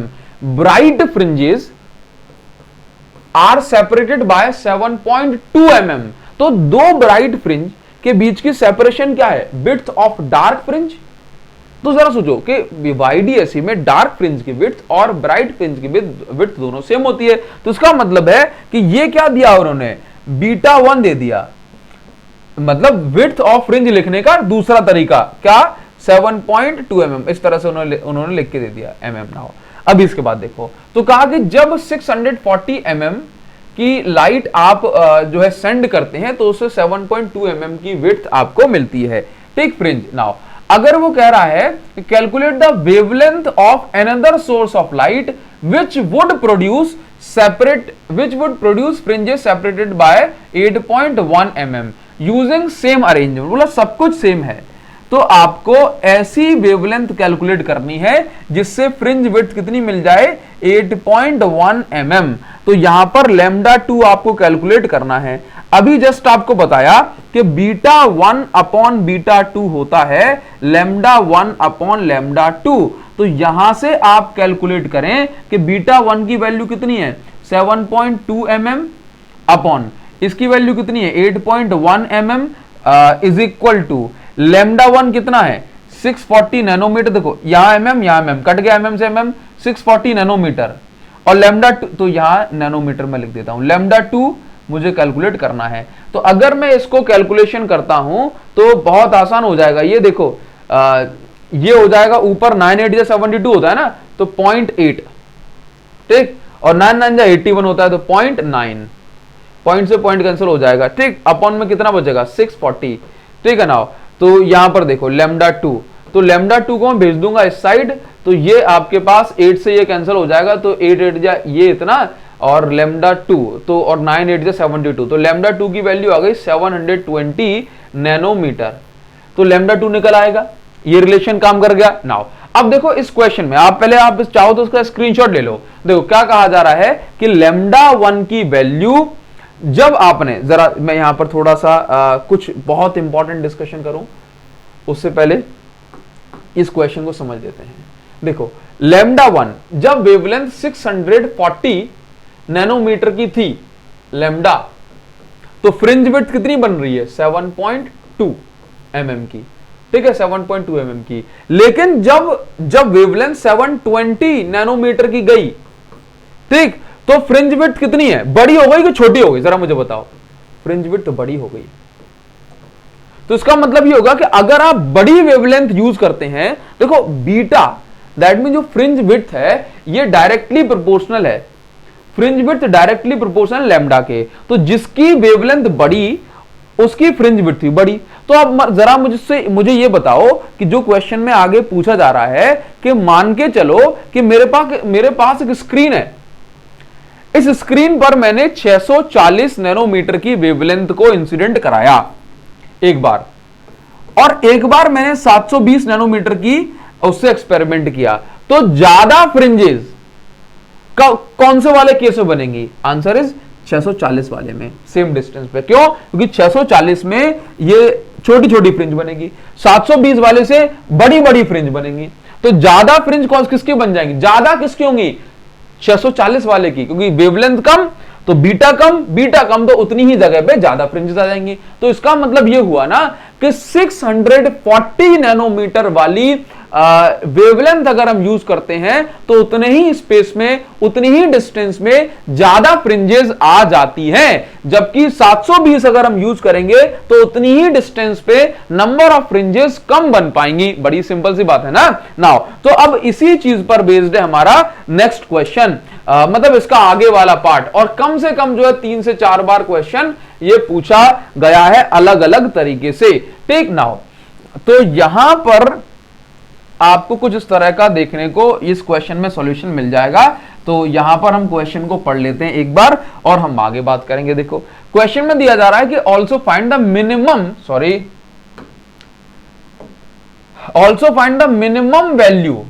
Minimum value of order of bright fringe of shorter wavelength which coincide with the longer wavelength.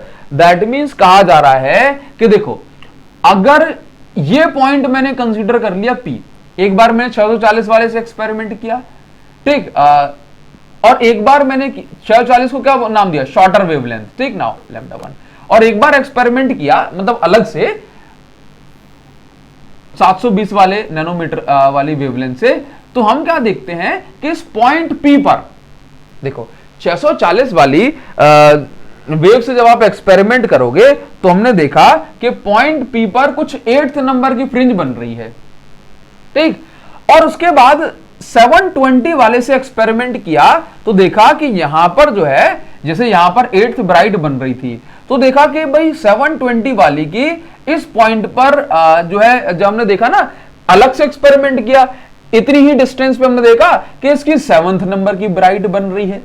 ऐसा हो सकता है, क्यों? क्योंकि सेम डिस्टेंस पे इसकी कम फ्रिंजेस बनेंगी, क्योंकि ये इसकी वेवलेंथ बड़ी है तो फ्रिंज विड्थ बड़ी, और सेम पॉइंट पे इसकी जो है ज्यादा फ्रिंज बन जाएंगी। तो वो कह रहा है कि इस पॉइंट P पर आप मुझे ये बताइए कि भाई कितनी या कौन से नंबर की वेव पहली बार, क्योंकि देखो यहां पर ये इंटरसेक्ट करी है, आगे भी करेंगे, मतलब मान के चलो कि यहां पर इस पॉइंट पर अगर ब्राइट बन रही है तो इस पॉइंट पर 720 की भी ब्राइट बन सकती है। तो पूछ रहा है कि कौन से पॉइंट पर पहली बार, मिनिमम है ना, तो पहली बार ये मीट करेंगे, मिनिमम मतलब कम से कम ये डिस्टेंस पे।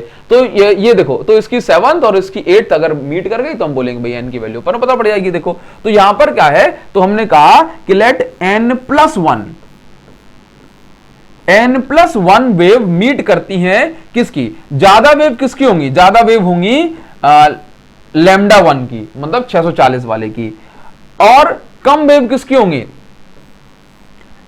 बड़ी वाली वेवलेंथ। देखो आप समझ गए ना यहां से रिलेशन। देखो भाई रिलेशन समझना बहुत जरूरी। बोला सर ये आपने कहां से अपने मन से रख दिया? तो मैंने अभी आपको रिलेशन समझा दिया ना इतनी देर से, कि रिलेशन आपको ध्यान रखना है कि भाई कि जो नंबर ऑफ विड्थ है, या मैं कहूं कि नंबर ऑफ फ्रिंजेस है, ये इनवर्सली प्रोपोर्शनल है वेवलेंथ के।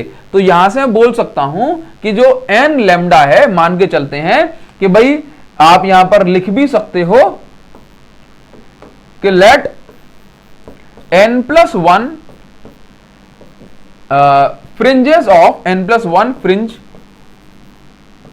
bright ऑफ शॉर्टर वेवलेंथ, कोई शॉर्टर वाले वेवलेंथ की ज्यादा फ्रिंज बन जाएगी ना, of shorter wavelength, coincide with n fringe of longer wavelength. ठीक नाउ, तो ये जो यहां से हम ऐसा बोल सकते हैं ना कि एन लैम्डा, देखो रिलेशन आ रहा है ना, n lambda is equal to, हमने ऐसा बोला कि भाई यहां से हमने ऐसा मान लिया कि जो छोटी वाली वेव है उसकी n+1 फ्रिंज बन जाएगी, लैम्डा 1 इज इक्वल टू बड़ी वाले की उस जगह पे सिर्फ कितनी बन पाएगी, n फ्रिंजेस, एक फ्रिंज कम हमने मान के चली है, तो n इंटू लैम्डा 2। तो यहां से n+1 इंटू लैम्डा 1 की जो वैल्यू है ये कितनी आ गई, ये आ गई लैम्डा 1 की वैल्यू हमने निकाली थी ना 640, और ये कितनी आ गई n, ये हो गई थी 720। तो यहां से अगर हम कैंसिल करेंगे तो ये हो जाएगा आपका, अगर मैं 80 से तो 88 जा और 89 जा, ठीक जा, तो यहां पर ये 8n प्लस 8 और ये 9n, तो यहां से n की वैल्यू ये हो जाएगी 8 और n+1 की वैल्यू हो जाएगी 9। तो इसका मतलब यह है कि पॉइंट P, इस पॉइंट P पर ये जो वेवलेंथ हमने जो कंसीडर की है, तो शॉर्टर वेवलेंथ की इस पॉइंट P पे 9th नंबर की फ्रिंज बन रही होगी, जबकि लॉन्गर वेवलेंथ की इस पॉइंट P पर 8th नंबर की ब्राइट फ्रिंज बन रही होगी, और इस पॉइंट P पर इसकी 8वीं और इसकी 9वें नंबर की ब्राइट फ्रिंज जाकर के मीट कर जाएंगी। मुझे उम्मीद है कि आपको समझ में आ रहा होगा, और इसी तरह का एज इट इज क्वेश्चन कई बार आपसे पूछा जा सकता है। ठीक है नाउ, और मिनिमम ही पूछेगा क्योंकि मैक्सिमम नंबर तो बहुत कुछ हो सकता है। ठीक नाउ, ये बात क्लियर हुई, समझ में आ गया? चलिए भाई स्क्रीनशॉट ले लो इसका, आगे बढ़ जाएंगे, ये सारी बातें बहुत इंपॉर्टेंट है। अभी इसके बाद हम आ जाते हैं, एक आध क्वेश्चन और है, उसके बाद देखिए जरा, फिर हम डिफ्रैक्शन पे आ जाएंगे। डिफ्रैक्शन से क्वेश्चन पूछा जाता है ना। तो सोडियम लाइट हैज 2 वेवलेंथ, ये एनसीईआरटी का एक अच्छा क्वेश्चन है। Sodium light has 2 wavelength, lambda 1 and lambda 2। देखो जरा, तो सोडियम लाइट की 2 वेवलेंथ हैं, एक है lambda 1 is equal to 589 nanometre, और दूसरी वेवलेंथ है lambda 2 is equal to 589.6 nanometre, ये दिया हुआ है। ठीक ना, इसके बाद क्या है आपको बता दें कि इसमें पूछ रहा है as the path difference increases when is the visibility becomes minimum. कह रहा है कि अगर पाथ डिफरेंस बढ़ता चला जाएगा तो विजिबिलिटी कम होती चली जाएगी, अगर पाथ डिफरेंस बढ़ता चला जाएगा तो विजिबिलिटी कम होती चली जाएगी। तो वही कह रहा है कि पाथ डिफरेंस बढ़ता चला जाएगा तो कब विजिबिलिटी मिनिमम बन जाएगी। तो ये जो केस है ना, इस केस को इंडिविजुअली थोड़ा सा आपको दिमाग में बिठा के रखना है कि जब पाथ डिफरेंस, जैसे मान के चलो जब पाथ डिफरेंस की जो वैल्यू है, ये जो वैल्यू है ना P, path difference 1 minus lambda 1 और ये 1 minus lambda 2 is equal to 1/2। ठीक, और ये जो P है यहां पर आप पाथ डिफरेंस बोल सकते हो। तो अगर मैं इसको कैलकुलेट करूंगा तो ये कंडीशन आपको रखनी है कि ये वाले स्पेशल क्वेश्चन में आपको याद रखना है कि जब जैसे जो पाथ डिफरेंस है वो किसके बराबर होना चाहिए, तो लैम्डा 1 इंटू लैम्डा 2 और ये lambda 2 minus lambda 1 is equal to 1/2। तो यहां से आप देखें कि पाथ डिफरेंस जो है, पाथ डिफरेंस को मैंने PD मतलब P से दिखा दिया। ठीक, तो लैम्डा 1 इंटू लैम्डा 2 और ये लैम्डा 2 माइनस लैम्डा 1 इंटू 1/2। तो देखो जब पाथ डिफरेंस इतना हो जाता है, जब पाथ डिफरेंस इतना हो जाता है तो विजिबिलिटी मिनिमम हो जाती है। याद रखिए, जब पाथ डिफरेंस इतना हो जाता है तो विजिबिलिटी इतनी हो जाती है, विजिबिलिटी मिनिमम। और पूछा जाए कि भाई जब पाथ डिफरेंस कितना हो जाए कि विजिबिलिटी मैक्सिमम, तो मैक्सिमम विजिबिलिटी मतलब मैक्सिमम इंटेंसिटी, मैक्सिमम ब्राइटनेस, तो वो कब बनता है? जब लैम्डा इज इक्वल टू, मतलब जब डेल्टा इज इक्वल टू 0 होता है, तो पाथ डिफरेंस तो जब डेल्टा इज इक्वल टू 0 होता है तो विजिबिलिटी मैक्सिमम होती है। तो मिनिमम वाला केस आपको याद रखना है। तो मिनिमम केस क्या बन गया? ये। तो जब path difference lambda 1 minus lambda 1 into lambda 2 solve करना पड़ेगा। देखो भाई, इतनी बड़ी कैलकुलेशन मैं नहीं करूंगा, आप इसके लिए कुछ भी कहें, 589.6 अपॉन में ये 0.6 आ जाएगा, लैम्डा 2 माइनस लैम्डा 1, आप इसको कम से कम 1/2 अब कम से कम डिवाइड करना तो आप कर ही सकते हो। तो पाथ डिफरेंस की जो वैल्यू आ जाएगी that will be your answer. Metre में है, नैनोमीटर में, तो नैनोमीटर में आपका ये आंसर आ जाएगा। और कमेंट सेक्शन में मुझे कमेंट करके बता देना, I will be waiting for your comment guys. ठीक, नाउ अभी इसके बाद ये क्वेश्चन इंपॉर्टेंट है। नाउ अभी इसके बाद इस YDSE से एक आध क्वेश्चन और पूछ लिया जाता है। जैसे कि मान के चलो कि आपने अगर इस एक्सपेरिमेंट में, वैसे हम मोनोक्रोमेटिक लाइट यूज करते हैं, जैसे मान के चलो कि अगर ओनली रेड कलर की यूज कर लें, ओनली ग्रीन कलर की यूज करें, लेकिन अगर हम व्हाइट कलर की लाइट को यूज करेंगे तब क्या होगा? तो याद रखना कि अगर आप व्हाइट कलर की लाइट यूज करेंगे तो फ्रिंजेस का जो पैटर्न होगा ये आपको डिफरेंट कलर्स में देखने को मिलेगा। और तो और सुने कि भाई सेंटर पर आपको जो सेंट्रल जो फ्रिंज होगी ये व्हाइट कलर की मिलेगी, और क्योंकि जो रेड का जो पाथ डिफरेंस होता है ज्यादा होता है, तो ऊपर पाथ डिफरेंस यहां से ज्यादा हो जाएगा। अगर इस पॉइंट की देखूंगा तो इस पॉइंट पे पाथ डिफरेंस थोड़ा कम होता है दोनों स्लिट से पहुंचने वाली लाइट रेज का। तो याद रखेंगे कि जो फारदेस्ट, सबसे दूर जो वेव होगी एंड में जाकर के ये रेड कलर की मिलेगी, और सेंट्रल मैक्सिमा के पास वाली मतलब क्लोजेस्ट जो फ्रिंज होगी ये वॉयलेट कलर की होगी। ये आप इसको याद रखेंगे, सेंट्रल फ्रिंज व्हाइट कलर की, फारदेस्ट सेंटर से सबसे दूर वाली जो फ्रिंज है रेड कलर की देखने को मिलेगी, और सेंटर से जो क्लोजेस्ट फ्रिंज है ये आपको वॉयलेट कलर की देखने को मिलेगी। बात क्लियर है इतनी? नाउ तो ये क्वेश्चन एक पूछा जाता है इस तरीके से, और आपको इस क्वेश्चन को बढ़िया से जो है समझ के याद कर लेना है। ठीक, नाउ अभी हम आ जाएंगे डिफ्रैक्शन पे। इसके लिए हमें करनी होगी स्लाइड चेंज, तो आ जाते हैं वाले हैं डिफ्रैक्शन को। इसके न्यूमेरिकल, इसके डेरिवेशन, इसकी कंडीशंस बच्चों को समझ में नहीं आती हैं या बहुत ज्यादा कंफ्यूजन में रहते हैं, लेकिन आपको समझ में आएगी, ये मेरा आपसे प्रॉमिस है। और न्यूमेरिकल भी आपसे इस टॉपिक के सारे बनने वाले हैं, इस चीज को भी आप अभी से नोट डाउन कर लो। बस जो बात कहूंगा इसको एक बार दिमाग लगा के, ध्यान लगा के सुनना जरूर। देखो अभी हम पढ़ने वाले डिफ्रैक्शन, और ये आपको ज्यादा समझ में आए इसलिए मैं इसको लिखूंगा एकदम वर्ड टू वर्ड। ठीक, नाउ देखिए सबसे पहले क्या करना है, आप हेडिंग बनाए डिफ्रैक्शन।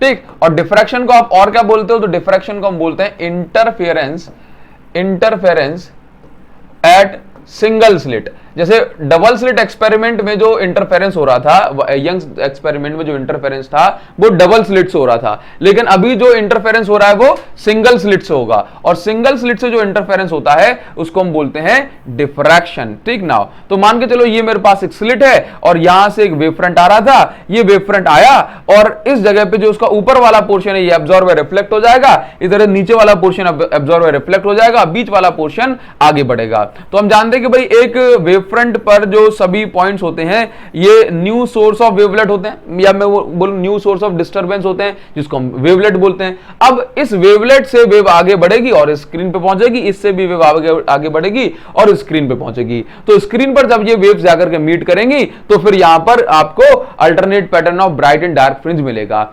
जैसा इंटरफेरेंस में था alternate bright and dark pattern of fringes. लेकिन इंटरफेरेंस में जो सभी फ्रिंजेस थी उनकी विड्थ एक जैसी थी, चाहे वो डार्क हो या फिर वो ब्राइट हो। लेकिन डिफ्रैक्शन में जो सभी फ्रिंजेस हैं उनकी जो विड्थ है वो अलग अलग है। जैसे मैं बोलूं कि सेंट्रल मैक्सिमा सबसे बड़ा है, उसके बाद आप देखेंगे कि भाई जो जैसे जैसे आप सेंट्रल मैक्सिमा से दूर जाओगे फ्रिंज विड्थ डिक्रीज होती चली जाएगी। देखो एक्चुअल में क्या होता है, जैसे मान के चलिए कि कोई भी वेव, जैसे मान के चलो कोई भी वेव यहां से जा रही है, चलो तो पहले मैंने कहा कि भाई सेंट्रल मैक्सिमा यहां पे बना देता हूं, तो सेंट्रल मैक्सिमा क्या हो गया, सेंट्रल मैक्सिमा आपने ये ड्रॉ कर दिया, ये क्या हो गया सेंट्रल मैक्सिमा।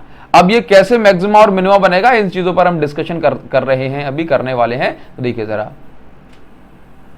ये हो गया सेंट्रल मैक्सिमा। ठीक, नाउ अब इसके बाद ये जो आप देख रहे हो ये हो गया मैक्सिमा मतलब ब्राइट है तो ब्राइट को हम बोलते हैं मैक्सिमा और डार्क को बोलते हैं मिनिमा। लेकिन आप देख रहे हो सेंट्रल मैक्सिमा कितना बड़ा है, और ये जो सेकेंडरी मैक्सिमा है, ये पहले नंबर का सेकेंडरी मैक्सिमा ये छोटा है, इसके बाद ये दूसरे नंबर का जिसको हम बोलते हैं सेकंड सेकेंडरी मैक्सिमा ये और छोटा हो जाएगा, इसके बाद तीसरे नंबर का और छोटा हो जाएगा। ठीक नाउ, तो इस तरह से हम बोलेंगे कि जो यहां पर इस तरह से हम बोलेंगे कि भाई जो विड्थ है ये डिक्रीज होती चली जा रही है। नाउ अब कैसे जो है ब्राइट और डार्क फ्रिंज बनती है, इस चीज को हम एक बार समझ लेते। तो जैसे मान के चलो कि यहां से कोई भी लाइट वेव कहां जा रही है, यहां से कोई भी लाइट वेव यहां पहुंची होगी, यहां मीट करी होगी। अब यहां पर अगर मीट कर रही है तो जैसे हमने पढ़ा था यंग्स डबल स्लिट एक्सपेरिमेंट में कि ब्राइट फ्रिंज बनेगी ऊपर या डार्क बनेगी, यह डिपेंड करेगा किस पर। यहां पर ब्राइट को मैक्सिमा बोलते हैं और डार्क को मिनिमा बोलते हैं। तो अगर ब्राइट या डार्क फ्रिंज बन रही है तो यह डिपेंड करता है कि जो दो वेव ऊपर जा रही हैं इनका पाथ डिफरेंस कितना है। फिर से कहूंगा, path difference is responsible for bright and dark fringe. तो देखो एक्चुअल में क्या होता है कि यहां पर हमें कंडीशन समझनी पड़ेगी। जैसे मान के चलो मैं आपसे कह देता हूं कि आप यहां पर बनाए कि भाई कंडीशन फॉर ब्राइट फ्रिंज। ठीक, अब ब्राइट फ्रिंज जो है इसको हम क्या बोलते हैं, मैक्सिमा। ठीक नाउ, तो जैसे मान के चलो पहले हम कंडीशन समझेंगे ब्राइट के बजाय डार्क फ्रिंज। जैसे मान के चलो किसी पॉइंट पे ये लाइट मीट कर रही है और उस पॉइंट पर डार्क फ्रिंज बनती, क्या बनती है, डार्क फ्रिंज। ठीक नाउ अभी देखो डार्क फ्रिंज को हम क्या बोलते हैं, मिनिमा। तो आप मुझे बताओ कि ये मिनिमा कब बन सकता है। तो आपने कहा सर अगर पाथ डिफरेंस के बारे में पता पड़ जाए तो पता पड़ जाएगा। देखो जो यंग्स डबल स्लिट एक्सपेरिमेंट पे हमने पढ़ा था कि भाई पाथ डिफरेंस जब n लैम्डा होता है तो कंस्ट्रक्टिव इंटरफेरेंस होता है, लेकिन यहां पर उल्टा है। आपको याद रखना है कि डिफ्रैक्शन में उल्टा है। जब पाथ डिफरेंस n लैम्डा के बराबर होगा तो यहां पर डार्क फ्रिंज या मिनिमा बनेगा। क्या बनेगा, डार्क फ्रिंज या मिनिमा। तो जो दो वेव ऊपर जाती हैं उनका पाथ डिफरेंस होता है a sin थीटा। क्या होता है, a sin theta, where a is the slit width, where a is the slit width. ठीक है, नाउ अब भी समझो कि देखो पाथ डिफरेंस अगर ए साइन थीटा है, देखो मैंने क्या कहा आपसे कि पाथ डिफरेंस रिस्पॉन्सिबल होता है कि किस पॉइंट पर ब्राइट और डार्क फ्रिंज बनेगी, या कहूं मैक्सिमा या मिनिमा बनेगा। तो जब पाथ डिफरेंस, याद रख लो, जब पाथ डिफरेंस एन लैम्डा के बराबर होता है तो उस पॉइंट पर क्या बनेगा, मिनिमा या डार्क फ्रिंज। तो अगर मैं कहूंगा भाई अगर एंगल बहुत छोटा है तो मैं ए साइन थीटा को थीटा लिख सकता हूं और एन लैम्डा इस तरह से। तो आप देखेंगे कि भाई थीटा इज इक्वल टू क्या हो जाएगा, एन लैम्डा बाय ए। ठीक, ध्यान दो, अगर मैंने पुट करता हूं एन के प्लेस पर 1, क्योंकि देखो ये क्या है, पोजीशन ऑफ मिनिमा दे रहा है। क्या दे रहा है, पोजीशन ऑफ मिनिमा। तो अगर मैं ऐसा बोलूं कि भाई theta is equal to n के प्लेस पर 1 पुट करूंगा तो ये हो जाएगा लैम्डा बाय ए हो जाएगा ना। तो ये थीटा क्या है, एक्चुअल में थीटा है क्या, तो ये थीटा है पोजीशन ऑफ मिनिमा। क्या है, पोजीशन ऑफ मिनिमा। ठीक है, और अगर मैंने n के प्लेस पर 1 पुट कर दिया तो पोजीशन ऑफ ये फर्स्ट मिनिमा हो गई। तो पहला वाला मिनिमा कहां बन रहा है, देखो जरा, तो पहला मिनिमा बन रहा है इस जगह पे, मतलब सेंट्रल मैक्सिमा के ठीक ऊपर। ये जो आपको अंधेरा वाला पोर्शन दिखाई दे रहा है, ये सेंट्रल मैक्सिमा के ठीक ऊपर ये जो पोर्शन आपको दिखाई दे रहा है, ये क्या है, ये है आपका मिनिमा। तो पोजीशन ऑफ फर्स्ट मिनिमा अगर आपको निकालना है तो कैसे निकालोगे, तो एक्चुअल में पोजीशन का मतलब क्या होता है कि ये देखा जाए सेंटर वेंटर से ये कितने एंगल पे है। तो अगर मैं ये देखूं तो ये जो लाइन जा रही है, ये देखो सेंटर से अगर मैं इसकी पोजीशन देख रहा हूं ऊपर की साइड तो कितना एंगल बना रही है, थीटा। तो ये जो पोजीशन है क्या है, मिनिमा की पोजीशन है। तो अगर मुझे बताना है पोजीशन ऑफ मिनिमा क्या है, फर्स्ट मिनिमा, तो theta is equal to lambda by a. अगर मैं यहां पर देखूं सेकंड मिनिमा की पोजीशन निकालूंगा, थीटा 2 कितना हो जाएगा, देखो जरा एन के प्लेस पर 2 पुट कर दूंगा तो 2 लैम्डा बाय ए। बात समझ में आ गई। थीटा 3 पुट करूंगा तो कितना हो जाएगा, 3 लैम्डा बाय ए। ये आपको ध्यान रखना है। क्लियर हो गया ना। अभी समझना, तो ये एक्चुअल में हमने जो पोजीशन निकाल दी है, ये जो थीटा हमने निकाल दिया है, ये एक्चुअल में क्या है, ये है पोजीशन ऑफ मिनिमा। क्या है, पोजीशन ऑफ मिनिमा। और आप देखें कि मिनिमा के ठीक ऊपर या कहीं कि मिनिमा से चिपका हुआ ही तो सेंट्रल मैक्सिमा है। तो हम क्या बोलेंगे कि जो थीटा आपने निकाल के रखा है, ये थीटा एक्चुअल में क्या है, पोजीशन ऑफ मिनिमा, या इसी को हम बोलते हैं कि इसी एंगल पे तो सेंट्रल मैक्सिमा खत्म हो रहा है। तो एक्चुअल में ये क्या है, हम इसको बोलते हैं कि हाफ एंगुलर विड्थ, क्या आधा सेंट्रल मैक्सिमा है ना ऊपर की साइड, तो half angular width, half angular width of central maxima, half angular width of central maxima कितना हो गया भाई, तो जो थीटा जो पोजीशन है इसकी मिनिमा की, उसी पोजीशन पर तो सेंट्रल मैक्सिमा खत्म हो रहा है। तो थीटा इज इक्वल टू कितना हो जाएगा, लैम्डा बाय ए। तो ये lambda by A position of first minima भी है और lambda by A half angular width of central maxima भी है। लेकिन वहीं अगर मुझे इस मैक्सिमा की, वहीं अगर मुझे इस मैक्सिमा की पूरी एंगुलर विड्थ पता करनी है, तो नीचे भी एंगल थीटा बन रहा है सेम, तो मैं क्या बोलूंगा कि एंगुलर विड्थ, अगर ओनली एंगुलर विड्थ लिख रहा हूं, ओनली एंगुलर विड्थ अगर मैं लिख रहा हूं, या उसके प्लेस पर मैं लिख रहा हूं फुल एंगुलर विड्थ, ठीक, तो कितना हो जाएगा थीटा का डबल, तो 2, अगर मैं यहां पे 2.2 कर रहा हूं तो यहां हो जाएगा 2 लैम्डा बाय ए। ये जो 2 है ये नहीं बता रहा है कि सेकंड नंबर का मिनिमा या मैक्सिमा है, ये 2 बता रहा है कि अगर थीटा लैम्डा बाय ए है तो 2 थीटा इसका डबल हो जाएगा। और ऐसा मत करना कि 2 से 2 काट दिया, तो 2 थीटा एक्चुअल में पूरा ही इसको बोलते ही क्या है, double angular width, sorry full angular width या सिंपल एंगुलर विड्थ। बात समझ में आ गई नाउ। अब इसके बाद ये हो गया, तो एक पॉइंट ये पूछा जाता है, एक पॉइंट ये पूछा जाता है, ठीक नाउ। अच्छा, अगर मैं आपसे कहूं यहां पर कि मुझे कैलकुलेट करना है कि ये जो मिनिमा है, मिनिमा की आपने एंगुलर पोजीशन तो निकाल दी, सेंटर से कितनी होगी, लेकिन इस मिनिमा की डिस्टेंस अगर मुझे निकालनी है एक्स, तो कैसे निकालूंगा। तो अगर मुझे डिस्टेंस कैलकुलेट करनी है, अगर मिनिमा की मुझे डिस्टेंस कैलकुलेट करनी है, तो हम कैसे कर सकते हैं, जरा यहां पर देखना, वेट।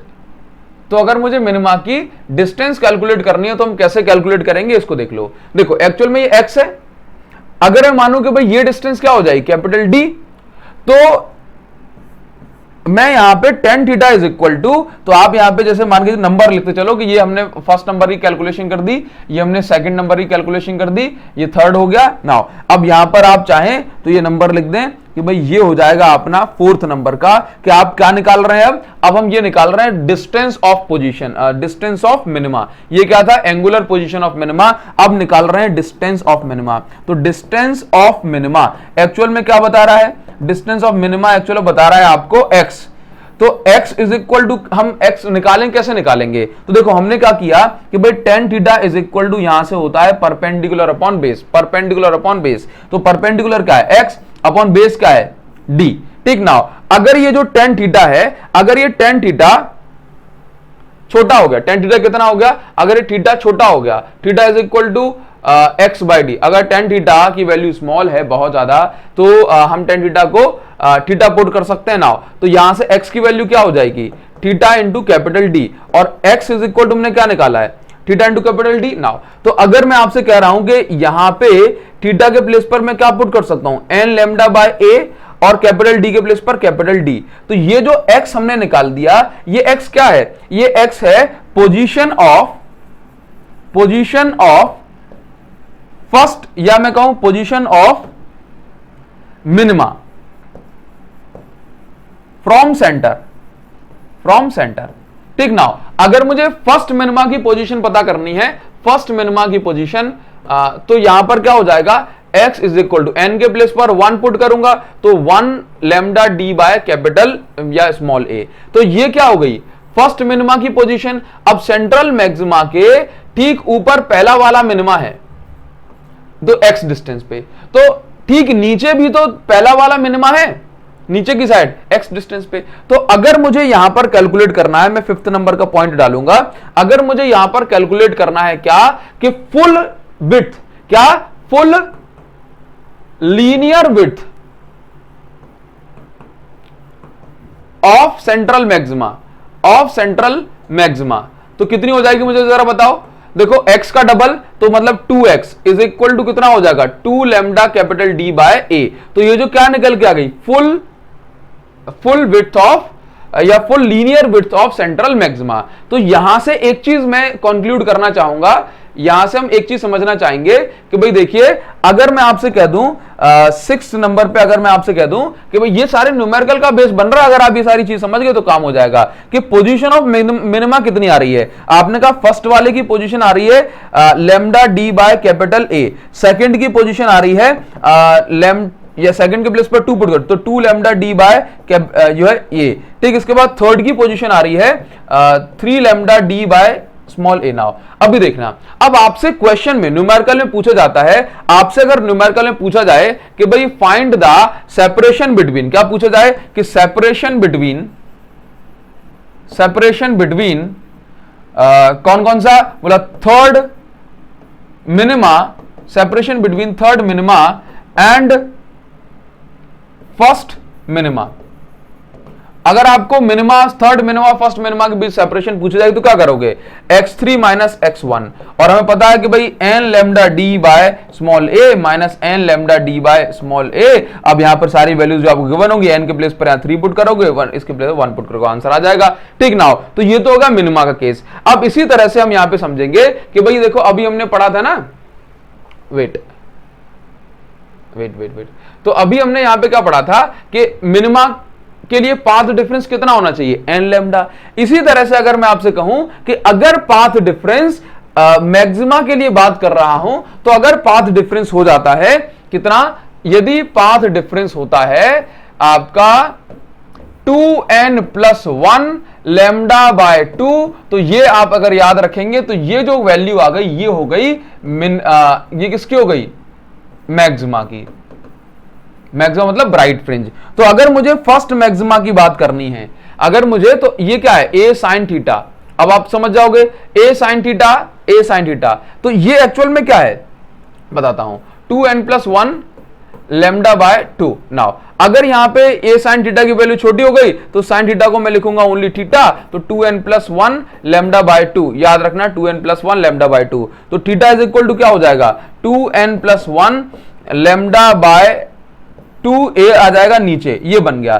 तो ये क्या है, सेंट्रल मैक्सिमा तो हमने निकाल ही दिया, सेंट्रल मैक्सिमा निकाल दिया, लेकिन ये जो आपको देखने को मिल रहा है, अगर मैं यहां पर ये देखो, ये आपके पास ये पहला मैक्सिमा बन रहा है, ये फर्स्ट सेकेंडरी मैक्सिमा है, ये सेकंड सेकेंडरी मैक्सिमा है, ये थर्ड सेकेंडरी मैक्सिमा है। तो यहां पर हम सेकेंडरी मैक्सिमा की कैलकुलेशन कर रहे हैं। तो अगर मैं थीटा के प्लेस पर 1 पुट करता हूं, पहले सेकेंडरी मैक्सिमा की एंगुलर पोजीशन कितनी है, तो ये आ जाएगी 2n प्लस 1। तो अगर मैं n की जगह 1 पुट करूंगा तो ये हो जाएगा 3/2, कितना हो जाएगा, ये हो जाएगा 3 लैम्डा बाय 2a, ठीक। ये क्या हो गई, 3 लैम्डा बाय 2a। ये क्या है, आप इसको लिख दें कि position of first secondary maxima, central maxima के अलावा जो कुछ भी बनता है उसको बोलते हैं सेकेंडरी मैक्सिमा, ठीक। नाउ तो पहले वाले सेकेंडरी मैक्सिमा की पोजीशन है। इसी तरह से अगर आप थीटा 2 निकालना चाहोगे तो थीटा 2 कितना निकल जाएगा, थीटा 2 हो जाएगा, इसकी जगह 2 पुट करो, ठीक। नाउ तो ये हो जाएगा आपके पास 5 लैम्डा बाय 2a, ये थीटा 2 निकाल दिया। ये मैक्सिमम के एंगुलर पोजीशन है। अगर आपको मैक्सिमम की मतलब डिस्टेंस निकालनी है, जैसे कि अगर मुझे निकालना है कि भाई ये वाला जो है, ये अगर मुझे कैलकुलेट करना है कि ये जो मैक्सिमम बन रहा है कौन से नंबर का, मैं यहां पे कह दूं कि अगर ये मैक्सिमम बन रहा है आपका ये सेकंड नंबर का मैक्सिमम बन रहा है ये, ठीक ना। तो सेकंड नंबर के मैक्सिमा की डिस्टेंस अगर x है तो ये कैसे कैलकुलेट करेंगे, तो देखो सेकंड नंबर के लिए एंगल कितना बन रहा है, आपने कहा सेकंड नंबर के लिए एंगल बन रहा है अगर थीटा, तो फिर से वही लगा दोगे x अपॉन कैपिटल D, तो यहां से ये हो जाएगा। तो देखो अगर आपको निकालना है पोजीशन या मैं कहूं distance of secondary maxima, distance निकालनी तो कैसे निकालोगे, तो जो आपने थीटा निकाला है ना, तो फिर से कर देना x is equal to theta into capital D।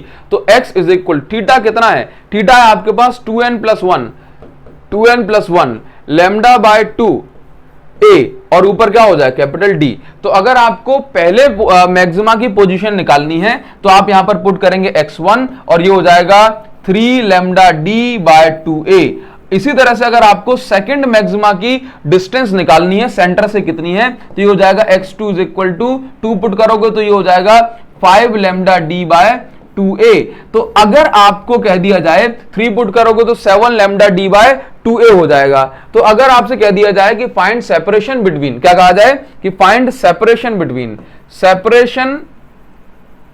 Between कौन कौन सी फ्रिंज, जैसे मान के चलो 8th मिनिमा या sorry 8th maxima and 6th maxima, कि बोले 6th मैक्सिमा और 8th मैक्सिमा के बीच में कितनी सेपरेशन है, तो आप x8 माइनस x6 करोगे तो x8 के प्लेस पर कितना आ जाएगा, देखो जरा 8 के प्लेस पर आ जाएगा तो 2 into 8 plus 1 lambda D by 2a, मतलब इसके प्लेस पर आ जाएगा 11 लैम्डा डी बाय 2a।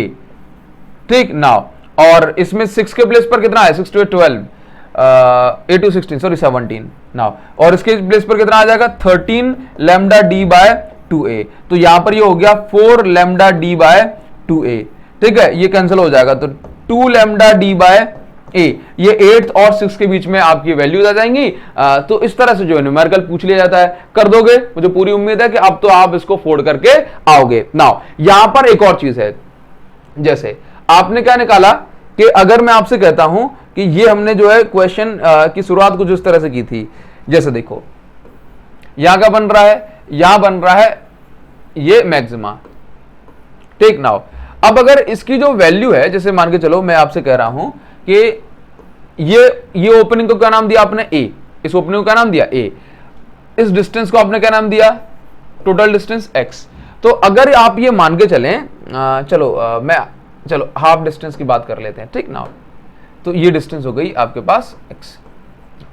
तो अगर आप ये मान के चलते हैं कि भाई ये जो x की वैल्यू है ये कितनी आ रही थी पहले मिनिमा की position, lambda D by a ये आ रही थी, लैम्डा डी बाय ए आ रही थी ना। तो बस याद रखो कि अगर ये जो x है, if this x is equal to a, अगर ये जो x है, अगर ये वैल्यू a के बराबर हो जाती है, अगर ये जो x वैल्यू है ये वैल्यू a के बराबर हो जाती है, तो इन दोनों के बीच की सेपरेशन को आप फ्रेजनल डिस्टेंस बोलते हो। क्या बोलते हो, फ्रेजनल डिस्टेंस। क्या बोलते हो, फ्रेजनल डिस्टेंस। ठीक नाउ, तो फ्रेजनल डिस्टेंस क्या है भाई, वो डिस्टेंस आप ऐसा बोलें कि भाई स्लिट और स्क्रीन के बीच की वो डिस्टेंस जब जो स्लिट ओपनिंग और ये जो x है ये बराबर हो जाए। तो एक्चुअल में ये क्या बन जाएगा, a is equal to lambda D by A. यहां से ही कितना हो जाएगा, d की वैल्यू अगर मैं निकालना चाहूं तो इस डिस्टेंस को क्या बोलोगे, फ्रेजनल डिस्टेंस। जब ये x a के बराबर हो जाता है तो इस डिस्टेंस को आप फ्रेजनल डिस्टेंस बोलते हो, और ये बन जाएगा आपके पास a स्क्वायर बाय लैम्डा। ठीक, अब इस पर based as it is numerical पूछ लिया जाता है, उसको हम सॉल्व कर सकते हैं। तो आई होप आपको ये क्लियर हो रहा होगा। नाउ इसके बाद देखो जरा, देखिए न्यूमेरिकल इस पे किस तरह से पूछा जा सकता है, इसको हम एक बार समझ लेते हैं। तो इसे मान के चलो क्वेश्चन आपको जो दिया जा रहा है इसको बढ़िया से पढ़ेंगे और फिर आगे बढ़ेंगे। ठीक है ना, देखिए जरा, तो एक लाइट है जिसकी वेवलेंथ है 550 नैनोमीटर। अब तो आपसे सारी चीजें एकदम हिल जाएंगी तरीके से। एक लाइट है जिसकी वेवलेंथ है 550 नैनोमीटर। नाउ ये इंसिडेंट हो रही है पैरेलल बीम के फॉर्म में ऑन ए स्लिट। स्लिट की जो विड्थ है ये कितनी है, 0.1 mm। Now find linear and angular width, मतलब आपको थीटा निकालना है, angular width of principal maxima, मतलब principal maxima that means central maxima. Central maxima की एंगुलर विड्थ मतलब यहां पर आपको थीटा निकालना है, और लीनियर विड्थ दैट मींस आपको x निकालना है। तो देखो यहां पर ये नहीं दिया ना कि हाफ या फुल, तो आप यहां पर फुल लिखेंगे। क्या, फुल, ये फुल।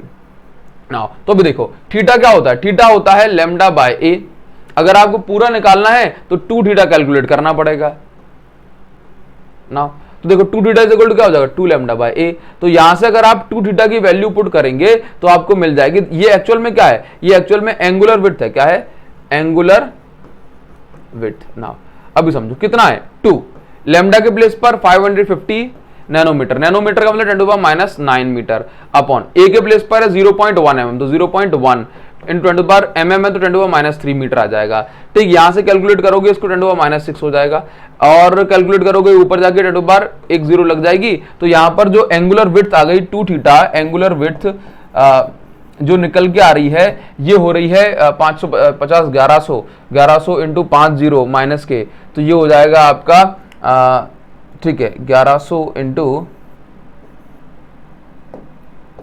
10⁻⁵, ठीक। और अगर आप इसको लिखते हैं तो ये हो जाएगा आपके पास 3 0 शिफ्ट कर दो, ये 3 बड़ा हो जाएगा, तो 1.1 इंटू 10⁻², और ये एंगल निकाला है तो ये हो जाएगा रेडियन, ठीक। ये हो गया आपके पास 2 थीटा की वैल्यू। नाउ अगर आपको पूरी विड्थ निकालनी है तो विड्थ कैसे निकाली जाती है, अब आप इस चीज को बहुत अच्छे से समझते हो। अगर आपको विड्थ निकालनी है तो क्या करोगे, यहां पर बहुत छोटा सा काम कि भाई x इज इक्वल टू क्या हो जाएगा, theta into capital D, that means 2 theta into capital D. तो यहां पर x इज इक्वल 2 थीटा की वैल्यू कितनी आ गई है, 1.1 इंटू 10⁻⁻² रेडियन, ठीक। और यहाँ पे कैपिटल डी की वैल्यू आप शायद मैं गिवन में नहीं दे पाया हूँ, गिवन में लिख लेना 1.1 मीटर। तो यहाँ पर आप क्या करेंगे, x यहाँ पर जो कैपिटल डी की जगह पर आप 1.1 मीटर का इंटू कर देंगे, तो ये हो जाएगी आपके पास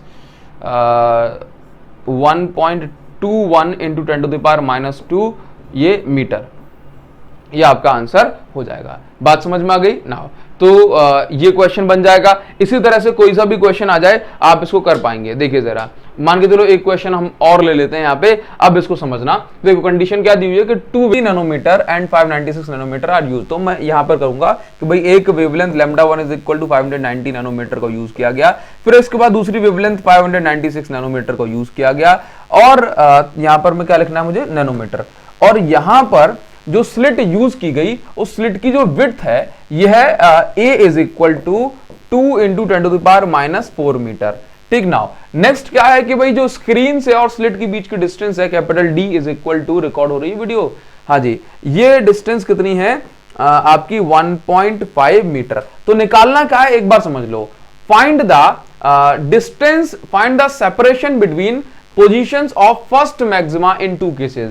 मतलब एक बार आपको ये वाले केस से मैक्सिमा निकालना है, ये वाली वेवलेंथ से, एक बार आपको ये वाली वेवलेंथ का यूज करके मैक्सिमा निकालना है जो सेकेंडरी मैक्सिमा है, और कौन सा वाला, फर्स्ट वाला। तो उसके बाद तो हम क्या करेंगे भाई, x1 इज इक्वल टू क्या होता है 2n + 1 λd/2a। तो पहले वाले केस में 2n, n के प्लेस पर आप क्या पुट करो 1, तो x1 की वैल्यू हो जाएगी 3 λd/2a, यहां पे हो जाएगा ये λ1।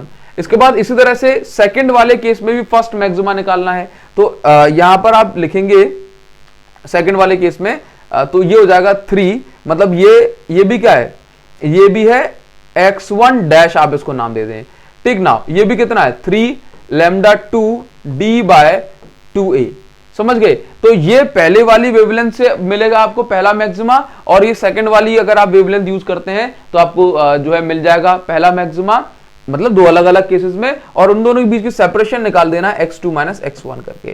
तो x2 - x1 करोगे तो यहां से आपको ये 3 कैपिटल D/2a कॉमन आ जाएगा, और यहां पे λ2 - λ1 बचेगा। और अगर आप इसको सॉल्व करते हैं तो x2 - x1 जो है ये सेपरेशन हो जाएगी, और ये सेपरेशन कितनी हो जाएगी 3, कैपिटल D की वैल्यू 1.5 अपॉन में क्या है 2, a की वैल्यू है 2 इंटू 10⁻⁴, λ2 - λ1 करोगे तो 6 नैनोमीटर आ जाएगा, 6 इंटू 10⁻⁹, समझ में आ रहा है। नाउ इसके बाद अगर आप इसको सॉल्व करोगे तो ये यहां से 2 3 जा 6 होना चाहिए, और ये यहां से सॉरी हाँ जी ये 2 3 जा, ठीक है। अब इसके बाद ये कैंसिल करोगे तो जो आंसर आएगा x2 - x1, ये आपका टास्क है, ये आप इसको सॉल्व करके मुझे कमेंट सेक्शन में बताओगे। कम से कम इतना तो सॉल्व कर ही देना, मैंने आपके लिए 2 घंटे की वीडियो रिकॉर्ड कर दी है, तो आप कम से कम आंसर मुझे कमेंट सेक्शन में कमेंट करके जरूर बताना। नेक्स्ट हम पढ़ेंगे, और नेक्स्ट कहां गया भाई, ये जो क्वेश्चन देख रहे हो। अब इस क्वेश्चन में देखो एक्चुअल में क्या है कि आपको ये इस क्वेश्चन में कहा जा रहा है, पहले मैं ये चीज हटा दूं, एक्चुअल में हुआ क्या कि मैं रिकॉर्डिंग करना भूल गया और मैंने इसको सॉल्व कर दिया, तो मैं इसको दोबारा से रिकॉर्ड कर रहा हूं। तो ये सारे जो उसके ट्रेसेस हैं मैं इसको हटा देता हूं यहां से, ठीक नाउ। तो देखो अभी कंडीशन क्या बनती है, मैं आपको दोबारा से नहीं इस चीज को बताऊं कि बहुत ज्यादा सिंपल है। देखो क्या है कि अगर किसी क्वेश्चन में अगर एरियल विड्थ पूछी जाए या एंगुलर स्प्रेड पूछा जाए, तो याद रखना एंगुलर स्प्रेड का जो फॉर्मूला होता है ये होता है आपका 1.22 λ/a। एंगुलर स्प्रेड का फॉर्मूला क्या होता है 1.22 लैम्डा बाय ए। जैसे सिंपल एंगुलर पोजीशन बताएं तो लैम्डा बाय ए रखते हैं, तो एंगुलर स्प्रेड में क्या बताओगे 1.22 लैम्डा बाय ए। इसके बाद क्या है कि अगर किसी क्वेश्चन में पूछा जाए एरियल स्प्रेड, तो एरिया क्या होता है, अभी तो आपने पढ़ा एरिया क्या होता है, x is equal to theta into D या डी थीटा।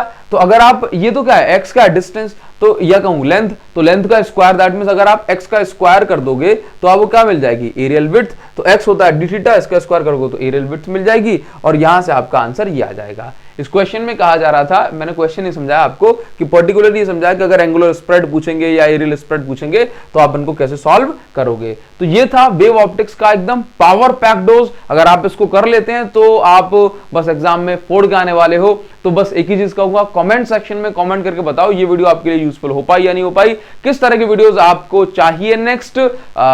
जब तक आप एग्जाम से अगर एक आध दिन पहले देख रहे हो तो आपको पूरा का पूरा जो सिलेबस है इस तरह से ये आपको मिल चुका होगा। लिंक एक बार डिस्क्रिप्शन में दे दी है, चेक कर लेना जरूर। कमेंट सेक्शन में आपके कमेंट का वेट कर रहा हूं। Thank you so much guys, thanks a lot, see you again in the next video, thank you.